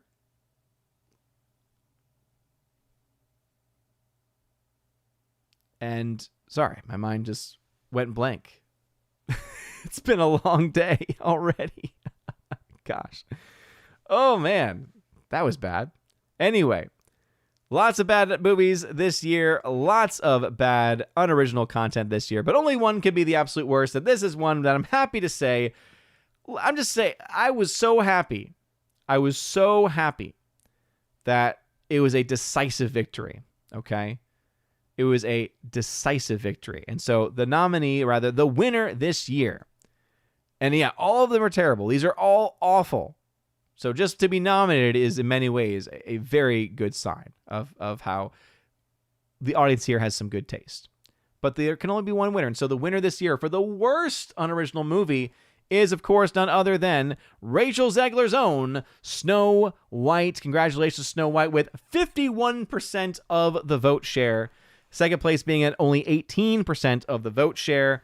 No surprise, I think, in this category. I could see why, hey, James Gunn's Superman, a lot of people have talked about this one, being obsessed with this one. You have Jurassic World Rebirth, which is also pretty bad. But Snow White, man, in a level of its own, in a league of its own, 51% vote share. Kudos to them for making this atrocity of a movie. And Rachel Zegler has once again resurfaced and is saying some of the dumbest things that we have yet to hear from her, especially indicating that there was no Latina representation during her early years growing up and how just silly that actually is. Congratulations, though, to Snow White. You are one of the worst films ever made, and in this instance, the worst unoriginal film. All right, best low-budget movie. One of my favorite categories also. We always get some interesting nominations here. These are films that had to cost under a certain amount of money, and you'll see that on display here. And so our nominations, once again, for best low-budget movie are Warfare, which cost $20 million. Primitive War, which only cost $7 million. Good Boy, which only cost $70,000. Bring Her Back, which cost only $15 million. And Sketch, this was the film picked up by Angel Studios, which cost only about $3 million to make. So a lot of very good films in here, a lot of films with a lot of potential, we could even say in here, films that I haven't watched yet, but many of you might have.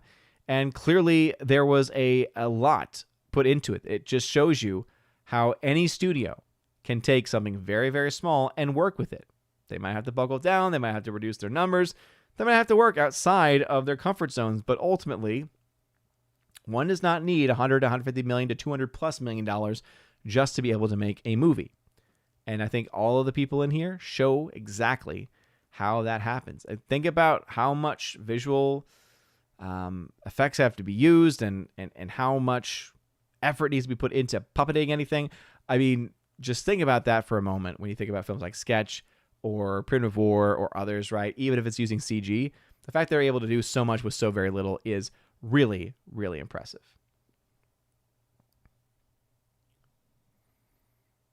All right, we'll get to one more, and then we'll take our last break of the evening before we wrap up with the final categories of the evening. All right, so let's get through our next one. So our next... Sorry, what am I doing? Man, this shows you my brain is not working, so sorry. Anyway, there can only be one best low-budget movie of the year, and so the winner this year is none other than one of my favorite movies of the year, and that is, of course, Warfare, which again cost only $20 million to make. Congratulations to Warfare. So happy to see this thing win a Raven Award. Was very concerned that it wasn't going to win, but it was able to stick it out. This was a very close battle in this category. Actually, sorry, my bad. This actually was a pretty easy win for Warfare. 36% of the vote share, with a tie for second place between Good Boy and Primitive War, which each had around 21.25% of the vote.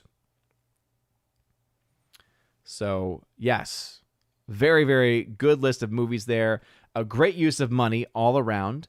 And congratulations to Warfare for winning a very well-deserved Raven Award, as it is, again, brilliant, brilliant movie.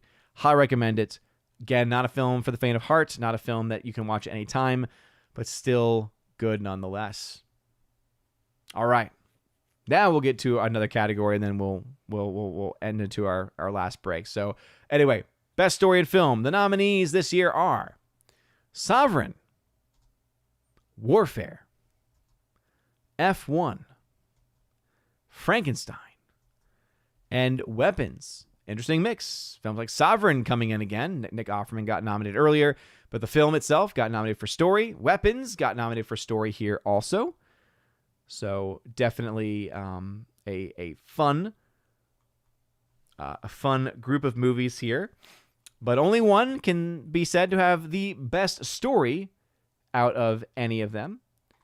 And just like we saw in previous categories where there was a close race, this one also had a very, very close race. And so the winner this year for the best story in film is none other than one of my favorites of the year, Warfare. Congratulations. That's 2 in a row for Warfare. Warfare had an easy going of the low budget category, but only won by 2 percentage points this time around. It accounted for the best story category of 27.5% of the entire share of the vote versus Frankenstein, which ended with 25% of the votes. F1 not too far behind with 22.5% of the vote. So a very, very close battle between Warfare and Frankenstein, but even by only just a couple of points, Warfare was able to edge out Frankenstein. So happy to hear this. Warfare was fantastic and very well written, very well put together, and I was very happy to see that this got in there. Congratulations to Warfare and for the entire team behind it. With that, let's transition back over, get our stretch in, because we just got, 3 categories left? 3 categories left. Hope everyone is doing swimmingly tonight. And hopefully that you are enjoying your time away from that other nonsensical award show that does not give you a voice nor give you fun categories to think about. All right, let's head back into the chat. That was a long stint there, so let me try to catch up. Let's see. Steven says, your thoughts on what the outcome is going so far for the Raven Awards? Just keep watching. Kitty Chow, hail, Odin, how are you? Thor, Freya, Baby Stiff, all doing well. Business RPG, I need to have a category for biggest bait and switch. Can't add any new categories, man. I'm sorry. DJ Elite, your thoughts on why the way MC... Oh, my gosh. No. Not relevant. Hardwick, I'm now at 7 out of 16. Still 100 points. I had 10 points on James Gunn Superman. Nice. Steven saying we need to make sure we win more views than Oscars. Again, that's not going to happen here. And that's not why this show exists. This show exists because it's fun. It is laid back. It is very low key. We get to praise the best and mock the worst. And in many ways, it's the best of both worlds because of that. And if our numbers grow, fantastic. If our numbers stay the same, that's okay too. Geek True 64, member here on the channel, saying, I like First Steps. Sure, it had some issues, but I like the style and feel of the movie. To me, it made up made up for the story shortcomings, but I understand some people saying it was overrated. Vastly overrated, man. Vastly. The story is not good, man. Appreciate you, man. Appreciate that you enjoyed it. Hardwick saying here, I'm now 7 out of 17. I'm still at 100 points. There you go. Reboot Quill. Ah, yes, the old Reboot Quill. Hardwick saying I'm at 7 out of 18. Still 100 points. Had 9 points on the Naked Gun. Short Frankenstein made me sad because it could have been a classic. I know. It was so close. Has all of the different elements, but just doesn't quite get there. Hardwick, I have 24 points on Snow White. Let's see how this one goes. Well, I know that you're very happy with that one. Ours has now 8 out of 19, and I have 124 points. Kate Rumsky saying, best, worst retread? Maybe. Yeah, it was a clear victory there. Rob D saying, I didn't think Tron Ares was going to win anyway. Jared Leto was in it, so no one saw it. That's a good point. Geek Truth saying, I voted for Rebirth. I guess Snow White was maybe worse. Didn't watch it, but Rebirth was the worst movie I saw this year. Only fun out of it was making fun of it with my friends while watching it. Yeah, I mean, at least there's that to it. Snow White was atrocious. I tell you, man. No, Snow White definitely was worse. Rob D. It's crazy how a $20 million budget film is considered low budget. The first 8 Halloween movies combined were made for less than that. But if you adjust for inflation, it's not nearly as bad of a discrepancy. But I do, again, get your point. But no, I mean, that makes it so that it's still low enough to be indie, but it's also, allows it to be a little bit higher so that way you're not just dealing with like the micro budget movies out there. Hard says I'm now 8 out of 20 with 124 points. I had 7 points on Primitive War. Geek True saying Odin out here operating on Internet Explorer with his mind drifting off. I know. No, it's because I'm tired. Even at mass earlier today, I don't know what it was, but like I almost like lost consciousness when I was praying. It was bad. And then Hardwick, I'm 8 out of 21, still 124 points. I had 18 points on F1. Oof. Man. Yeah, I can see why, though. I can see why. Interesting, though, that it wasn't even in the top 2. All right. Final stretch is in. We got a few more categories, and then after that, we will go through our Ravens Bowling victors, and we'll see if anyone's in the chat that are able to claim prizes, and if not, email addresses are there, and of course I will happy to get emails, or if you have Discord, get a message on the Discord server, for claiming your prize. But yeah, just 3 more categories left, guys. Let's do this. All right. Congratulations again to Warfare. Phenomenal movie. So happy to see it get nominated in various ways, but best story in film, glad to see it. Alrighty then, let's go ahead and go on to the Lifetime Achievement Award.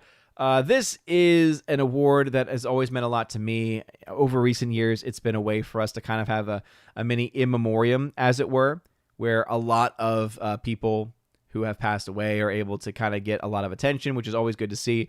So this is not meant to be a award for someone who's never been recognized or never been rewarded. It's more about, okay, has someone ever been like kind of overlooked, where maybe they were appreciated, but they were not appreciated as much as they should have been?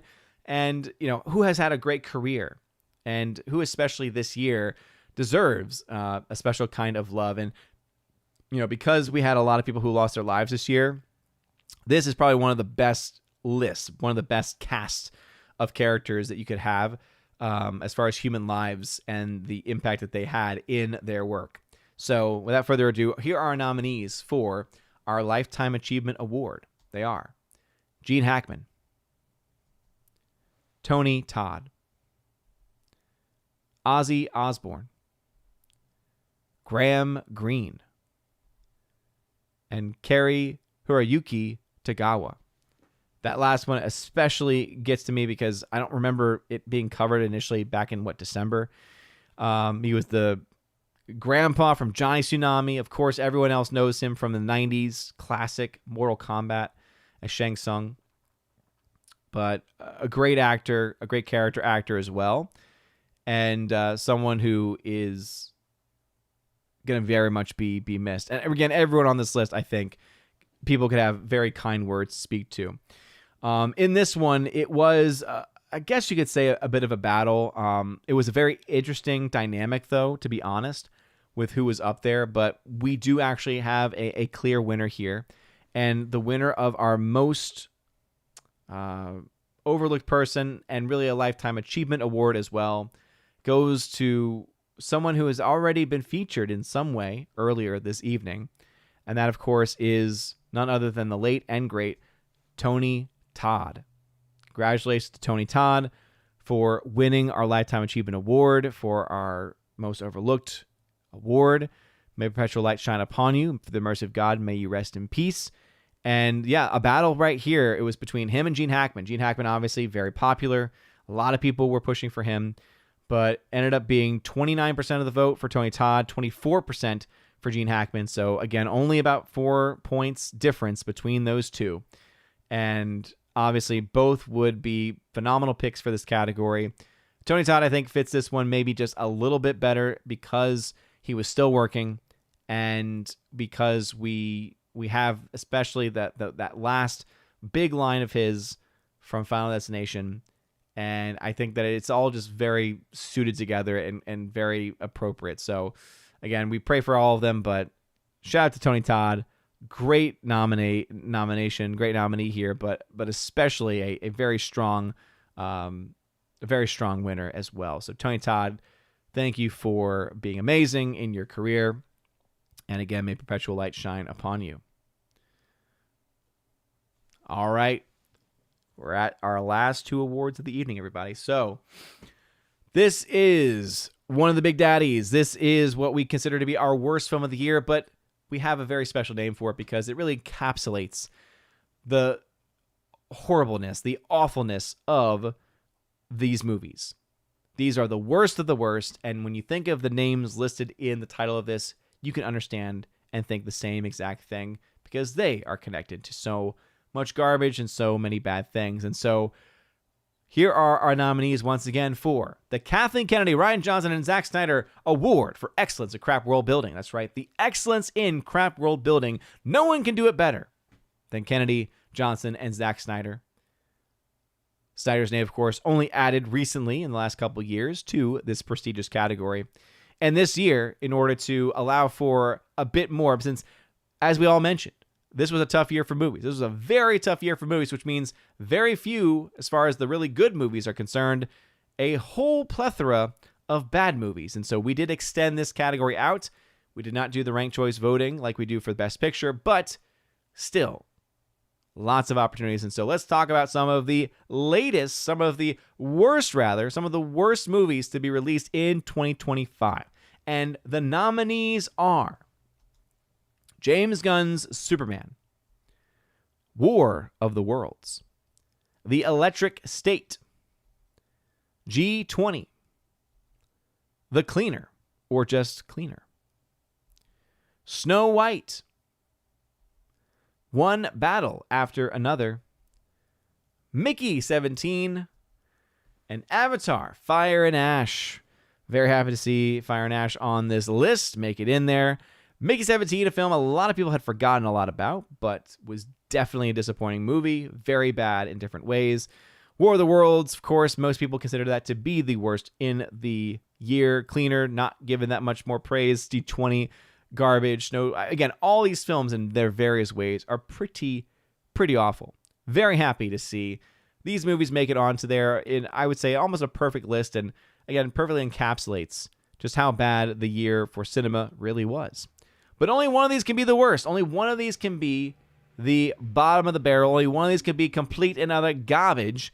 And so this year, the winner of the Kathleen Kennedy, Rian Johnson, and Zack Snyder Award for Excellence in Craft World Building is none other than One Battle After Another. Congratulations. Once again, One Battle After Another has really performed well tonight, winning several Raven Awards, especially in these very negative categories. So clearly a very universally hated movie, and a movie that's walking away with our highest of honors for the negative side. So congratulations again, One Battle After Another, for being a terrible project and a terrible movie. And hey, the people have ultimately spoken. So congratulations once again. That leads us to the last category of the evening. And again, after this, we'll go through some information about the Ravens bowling. I won't be able to stay on too much after that because you've already been able to tell throughout the stream I'm barely holding it together. And this is what I love. This is what I live for. Just shows you just how tough of a day it has been. Rough night sleeping, kids running all over the place amongst a plethora of other things. But I just wanted to say, before getting into this final category, I just want to thank everyone who has been there. Thank everyone who has been lurking. Thank everyone who has just been a part of this. And thank you for the super chats, especially Laura. Thank you so very much for that $50 donation. Really is going to help out, especially this week with everything happening at MegaCon. Viking Beach Bum, thank you also as well. So just wanted to get my thank yous out of the way early before we wrap things up. And then, of course, we'll go through this. We'll jump into the chat, and then we'll end with our Ravens winners. And I'll go through how to claim your prizes once we do. Let's do this, guys. Here are our best movies of the year. The nominees are F1, Warfare, Frankenstein, Sinners, Weapons, a Minecraft movie, Marty Supreme, Good Boy, My Dead Friend Zoe, and John Candy, I Like Me. So happy to see that documentary make it onto this list. It is truly one of the best films of last year, no doubt about it. A lot of solid films on this list, a lot of films that I don't like and I wouldn't put on this list, but again, the people spoke and the people were very clear. However, only one of these movies can be the best. Only one of these movies can be the very best of the best. Again, for me, Warfare is the best movie of the year, and there's not a whole lot else to say about the rest. F1, of course, is fun, but Warfare really is just a very special film. All that being said, there can only be one winner, and we, of course, will also talk about how the ratings work for this film. But the winner this year for the best movie of the year, we already have our worst film of the year, but our best is none other than, of course, you guys probably see this one coming. F1. Congratulations to F1. You are the best movie of the year. Universally acclaimed film here. Most people in general, when you have conversations, say F1 is almost always towards the top. Again, for me, it's Warfare, but F1's also a very good movie. Now, what's most interesting about this victory, congratulations again to F1. You are the best movie of the year, according to the Raven Awards. But something I always like to do is to break down, okay, percentage-wise, what does this actually mean? So our final ranking of those top movies, because remember, it was a ranking scale that determined who would ultimately win. And you'll see the name of the movie, and then you'll also see the average of the scores. So of the people that scored, that number is the average score that it received. So with a very strong 3.0 scoring average was F1. You then had Warfare, which actually was not too far behind, which made me very happy to see that. 3.5 score average for that film. Frankenstein was next with 3.77 average rating. John Candy, I Like Me, got 4.12. Very happy to see that break into the top 5 for this year. Excellent documentary. Weapons got 5.21. Then Good Boy with 5.71. Marty Supreme with an average of 6. Sinners with an average of 6.73.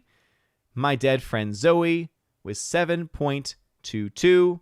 And a Minecraft movie with 8.4. So I don't know what happened to the Minecraft people. They got all those nominations in, but clearly they abandoned the project once the film was over. Now, I'll leave this up on the screen before going into our Ravens awards, the Ravens Bowling Awards. Thank you all again for an amazing evening. But I do need to catch up with some chats here. All right. Harwick giving his update. I'm probably going to skip the rest of your updates, man, because we're about to get to it. Kicking Rumsky, if you adjust for inflation, is Steven really asking you that many questions? How dare you? Short saying, oh no, sorry, you're tired. It's all good. It happens. Banjo Sandwich, Odin failing looks like I am the under 100 now. Sizer saying, swig of hydrochloric acid for the melting man. Gandalf saying, I'm still doing well. These last 3 are low scores for me. Hey, there you go. Prince Green, maybe Eric Dane for most overlooked person next year. Maybe. I will get the short list up as soon as possible this week. Harwick, I'm not... Oh, sorry. Let's see. Geek Truth. This is random, but I think the Tony Todd's appearance of Smallville before anything else, because that was the first thing I remember seeing him in. Nice. Prince Green, should we add James Gunn to the Crap World Building Award? Maybe Taika Waititi. Both great nominations. Jess Pena, sorry I'm late. I just got back from a road trip. How dare you miss the Ravens? That's okay. You were here for the most important ones. Or at least the biggest ones. A lot of slop to choose from. Yeah, there's a lot of bad movies. DJ Elite, what? No way one battle won. It has to be Snow White. That was a terrible movie. Yeah, this Raven Awards is rigged. It's not. It's the people who speak. Kenny Rumsky saying, if a Grand Slam is winning 4 specific titles, what would you consider a Grand Slam for the Ravens? Yeah, I mean, I guess if it's 4, you'd have to say 4 positive categories. Maybe that's how you would do it. Short, thank you for being here tonight. Appreciate it. Steven, I go back to college tomorrow, and I'm very annoyed how the outcome is. If it's like I lost $600 from the casino in a matter of 15. Okay. Do you think you'll see the Gorillas performing? Oh my God. Why? I don't listen to them, and I don't care about them. Hardwick, I'm now... Okay, I'm going to skip that because we're going to get into it in a second. Mr. Roy, dude, thank you so very much. Mr. Roy, keeper of the Chosen of Valhalla member here on the YouTube side of things. He says, for a $100 super chat. Man, thank you. It says here, great show. Hopefully 2026 won't be so bad for movies. I know, seriously, thank you. Hey, at least we've got Godzilla -0 coming out this year. And I think Project Hail Mary is going to be good. I've heard a lot of great things about it. I know there's an early screen tomorrow. I probably won't be able to make that work because of the kids' bedtimes. And I'll be on the road on Thursday. So if I'm able to get into Orlando early enough, maybe I can see a Thursday night showing of Project Hail Mary. If not, then I have to try to find some way to see it on Friday. Probably after I go to the Rippaverse booth, where I will be on Friday morning. Check out the Rippaverse booth schedule for further updates. Also, of course, go to geeksandgamers.com for all of your MegaCon needs. Jay Spania saying, dang, I won 20. Oh, never mind. $100. Rob D said, if Minecraft won, that would be January 6, 2020 election all over again. Yes. And yet somehow it didn't. I guess that's a good thing. Morak, I think when you get to see my friend Zoe, you'll have good things to say about it. I think I will too. Harvey saying, I'm still surprised some people saw one battle after another. I was under the impression that Leonardo DiCaprio and Paul Thomas Anderson were both box office poison these days. Well, keep in mind, just because people voted for it doesn't mean that they saw it. We have no way of confirming whether people have seen movies before they vote for them, just for the record.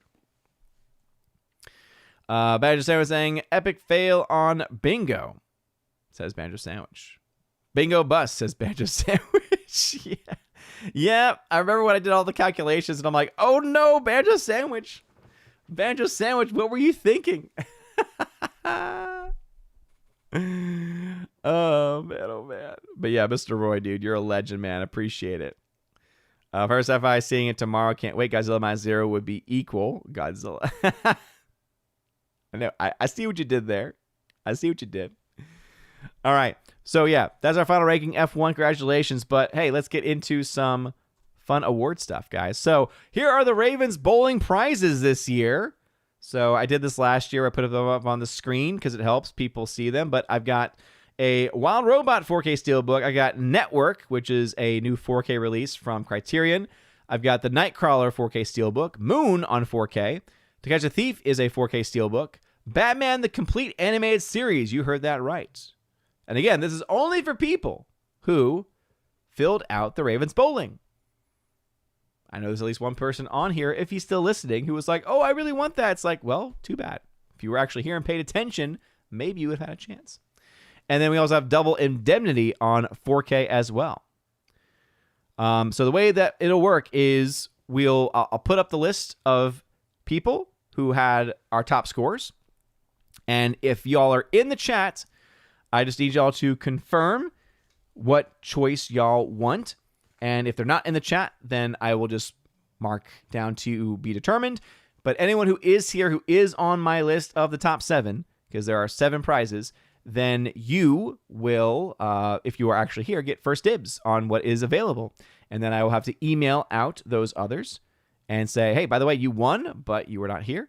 So there you go. All right. So those are the prizes, and I'll put them back up after we go through the whole list. So again, we'll go through the whole list, and then we'll kind of go back and forth between the list and also the prizes. So here are our top 7. So the top score this year for Ravens bowling, and again, calculations, trusting a Google sheet here. I'm pretty sure I entered in everything correctly, but according to my calculations, our top score this year was 220. Part of the email was Kiewix. So I didn't want to put the full email address because I did not want to dox anybody. So I've shortened some of the names on here. But if that sounds like you, leave some comments and say, hey, that's me. And then let me just know what prize you want. And obviously be ready to email me a shipping address, so that way I know where to send it. But obviously, I'll expect that name. Forever Sci-Fi says that is him. Okay. I hope that I limited the name enough, man. I was like, I really want to be able to promote the people, but I have no way of knowing based on some of these email addresses. But if that is you, indeed you, Forever Sci-Fi, what movie do you want? Let me know in the comments down below.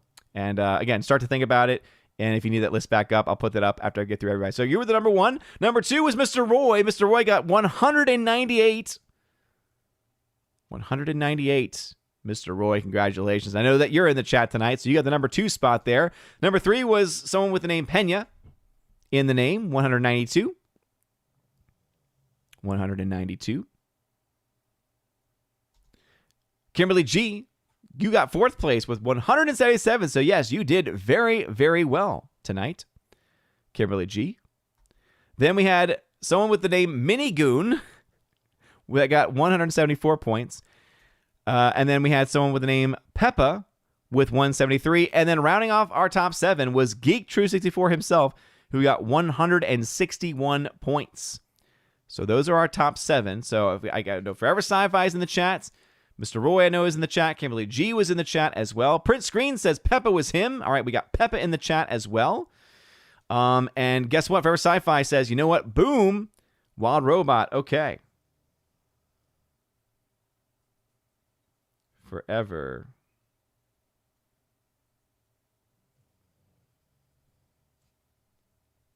So Wild Robot has been taken by our number 1 spot.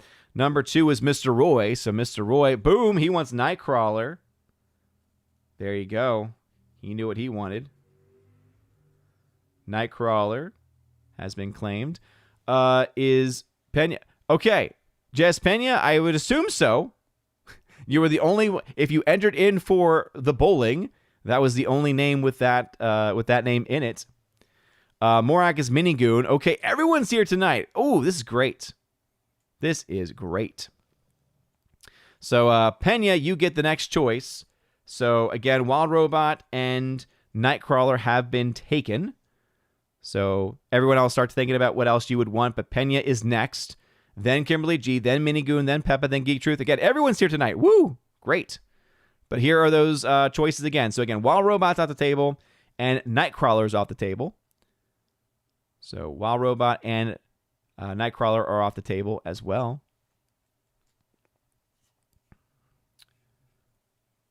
So let's see. Pena wants the Batman. Boom, you got it, dude. So Pena gets the Batman animated series. Phenomenal show. All right, that means that we got Kimberly G next. Kimberly G. Which would you like of the remaining options? To Catch a Thief. Boom. Kimberly G. To Catch a Thief. Beautiful. All right, let's see. Minigoon. Minigoon, you're up next. Minigoon was the Morak, so I'm going to wait and see what the Morak wants from what's left. So again, Wild Robot's been taken, Nightcrawler's been taken, Batman's been taken, To Catch a Thief has also been taken. Jess Pena then says, also, 192, darn, I thought it would be lower, but that's a good score. That's a really good score. Again, perfect score is 300. That's very, very good.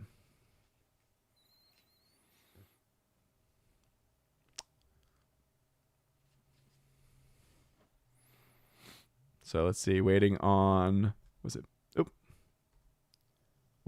Minigoon. Double Indemnity. You got it. Mini. Morak. Double Indemnity. Gotcha. All right. So Peppa. That's print screen. Print screen. I think it's between Moon and Network. I believe. Print screen says, I'll take Moon. It's a great film, dude. We talked about it the other day, right? So, print screen Moon. And then I don't know if you have it yet or not, Geek True 64, but Network. Are you fine with Network? Because I know that you are a collector, so there's very few things that you probably have not already picked up. Kimberly G is like, I'm just thrilled I was in the top 5. Yeah, seriously, that was incredible. That was an incredible top finish there. Banjo Sandwich saying, I'm filled out. I actually do not have Network. Boom. Okay, guys, let me just be honest, okay? Here's another first. Okay, we had our first earlier with the whole, oh my goodness, we have abstain winning. This is the first time where in a giveaway situation, especially for this with the Ravens bowling, glad I did it this way this year. We'll definitely do it in the same way next year. This is also the first year where everyone has been in the chat at the same time while these have been going out, so that I don't have to hunt people down and be pulling my non-existent hair out. So, boom, guys, we did it. We did it, guys. Thank y'all so very much for being here tonight. That is a wrap on this year's Raven Awards. It's 10 o'clock. So, it's, again, longer than our usual show. Still a lot shorter than the Oscars are. And, hey, that's why we remind ourselves that the Oscars just do not matter anymore and have not mattered for quite a long time. Yeah, I figured I'd be mispronouncing it. Forever Sci-Fi. That's why I was always like, you know what? If I'm butchering it, that's probably okay. For the purposes of not, trying to give away anything there. Where's the new car, AKTV, and $100,000 cash prizes? Oh, Rob D, if I had those things to give away, I would give them away. Geetrue says, I can't believe I made it. I thought I was pretty mixed bag on my guesses. I'll wait till everyone else who's on here picks what's left. There you go. Again, that's a very, very good scorer. Again, Kimberly G, thrilled to be in the top 5. Yeah, it was a great finish this year. Johnny Lightfoot says, thank you for the show. Oh, thank you, Johnny Lightfoot. Good night and roll on next year's cards. Yeah, Banjo Sandwich, don't worry, brother. This week, I will be getting that short list form up and running because just when you think the Ravens are done, no. We start the long game. That one's the easy one where it's like, okay, here's your initial ballot. Give me some nominations. And now that I've found form bricks, that should make it a lot easier this year because the Google form worked very well for bowling this year. I'm actually really happy with how that panned out. But yeah, the other ones don't usually play out as well. Geek Truth says, I was hoping for Moon on 4K or Nightcrawler Steelbook, but hey, network sounds interesting. Well, I will say this, dude. Reach out to me because I'll have to double check. I think I might be able to help you out on Moon because I do have an extra copy of Moon because I bought just like 3 copies the other day when after we talked about it. So I'm like, oh, people haven't seen Moon. This is a great movie. Let me go ahead and buy a few copies. I can't remember, though, if I already have a 4K copy of it or not, or if I just have a Blu-ray copy. So if I have a 4K, we might be able to, since we talk outside of the YouTubes and everything, as fellow content creators, we'll see how that goes. Odin's already pulled his hair out. Yeah, I see what you did there. Good night to you. Hey, Laura, thank you for being here. Thank you always for being a mod here on the channel, for being amazing as usual. Morak saying, great show tonight. A lot of fun. Always have fun with the Ravens. Try to make it as fun as I can. And again, apologies for kind of dipping out mentally there towards the end. Geek True saying, thank you for sticking it in there, even though you were drifted into Internet Explorer mode a few times. Yeah, seriously. Like all of a sudden, I'm just like, wait a minute, what just happened? Why am I just slipping away there? But yes, thank you all very much for being here, Jasmine Dragon. Thank you very much, man. Appreciate it.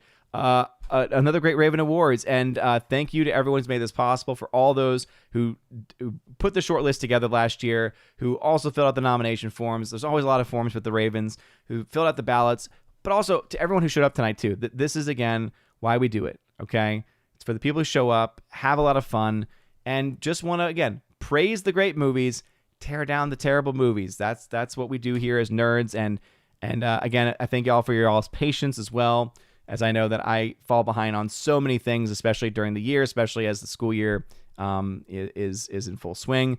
So I thank y'all for that. Don't forget about MegaCon, guys, because that's really the next major thing. I think what I'll probably end up doing is I'll probably end up canceling tomorrow night's stream, since this is a longer stream tonight, and that would be 2 nights in a row. That also leaves the chance where maybe I can see Project Hail Mary, or maybe at the very least spend some time with the wife tomorrow night instead. But right now, preemptively, going to cancel tomorrow night's stream just for healing, and also so that way I can, prep for all the things that I got to do this week. So MegaCon coming up, though, on Friday. Again, check out geeksgamers.com.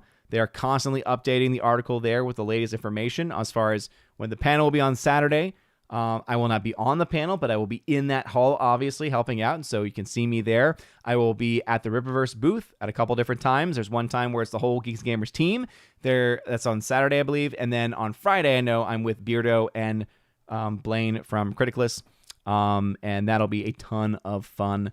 So yeah, check us out there. Print screen, honestly, you can give Geek Truth my copy of Moon. I watched most of my stuff on streaming and just wanted to claim something, not to make no, print screen, don't even worry about it, man. Don't even worry about it. I already got you written down. You're all good, man. That's more of like a separate thing that I can take care of with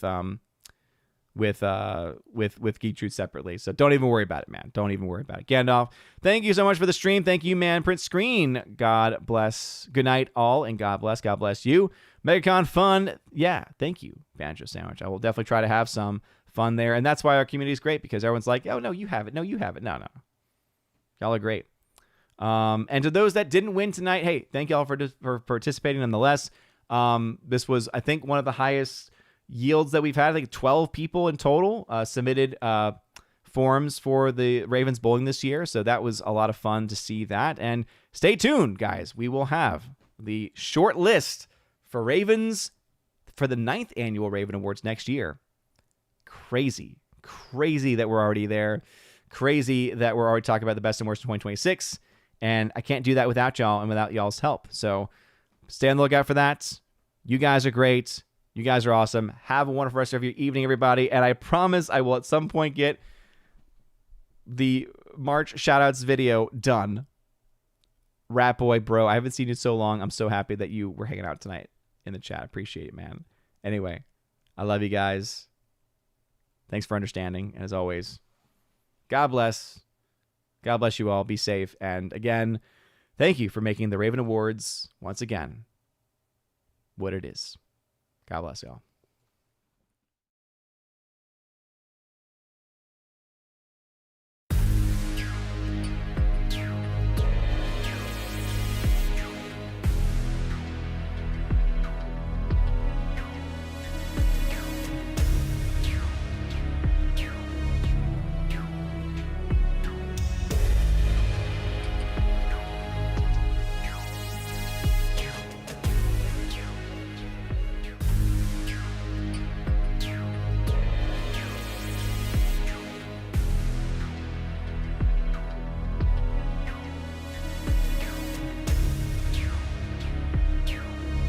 And now for a special shout out to all of my Chosen of Valhalla members, starting off with Father Luca Illich. Hail to you, Father. Miss Martin Muses. Check out her YouTube channel of the same name, Miss Martin Muses. And also to my YouTube member of the Chosen of Valhalla family, Mr. Roy, longtime supporter here on the channel, as are the others. If you want your name shouted out at the end of every live stream and video, please make sure to sign up over on Patreon, Subscribestar, or here on YouTube and sign up for that Chosen of Valhalla level. There's also other levels that will get your name shouted out in list form. You saw those names just beforehand. You also, if a Keep of the Bifrost level, get access to a giveaways channel that I host over on my Discord server, amongst a plethora of other things. And make sure to check that out in the link in the description below. You guys are all amazing and beautiful. Have a wonderful rest of your day. A blessed, blessed season of Lent upcoming. And as always, God bless.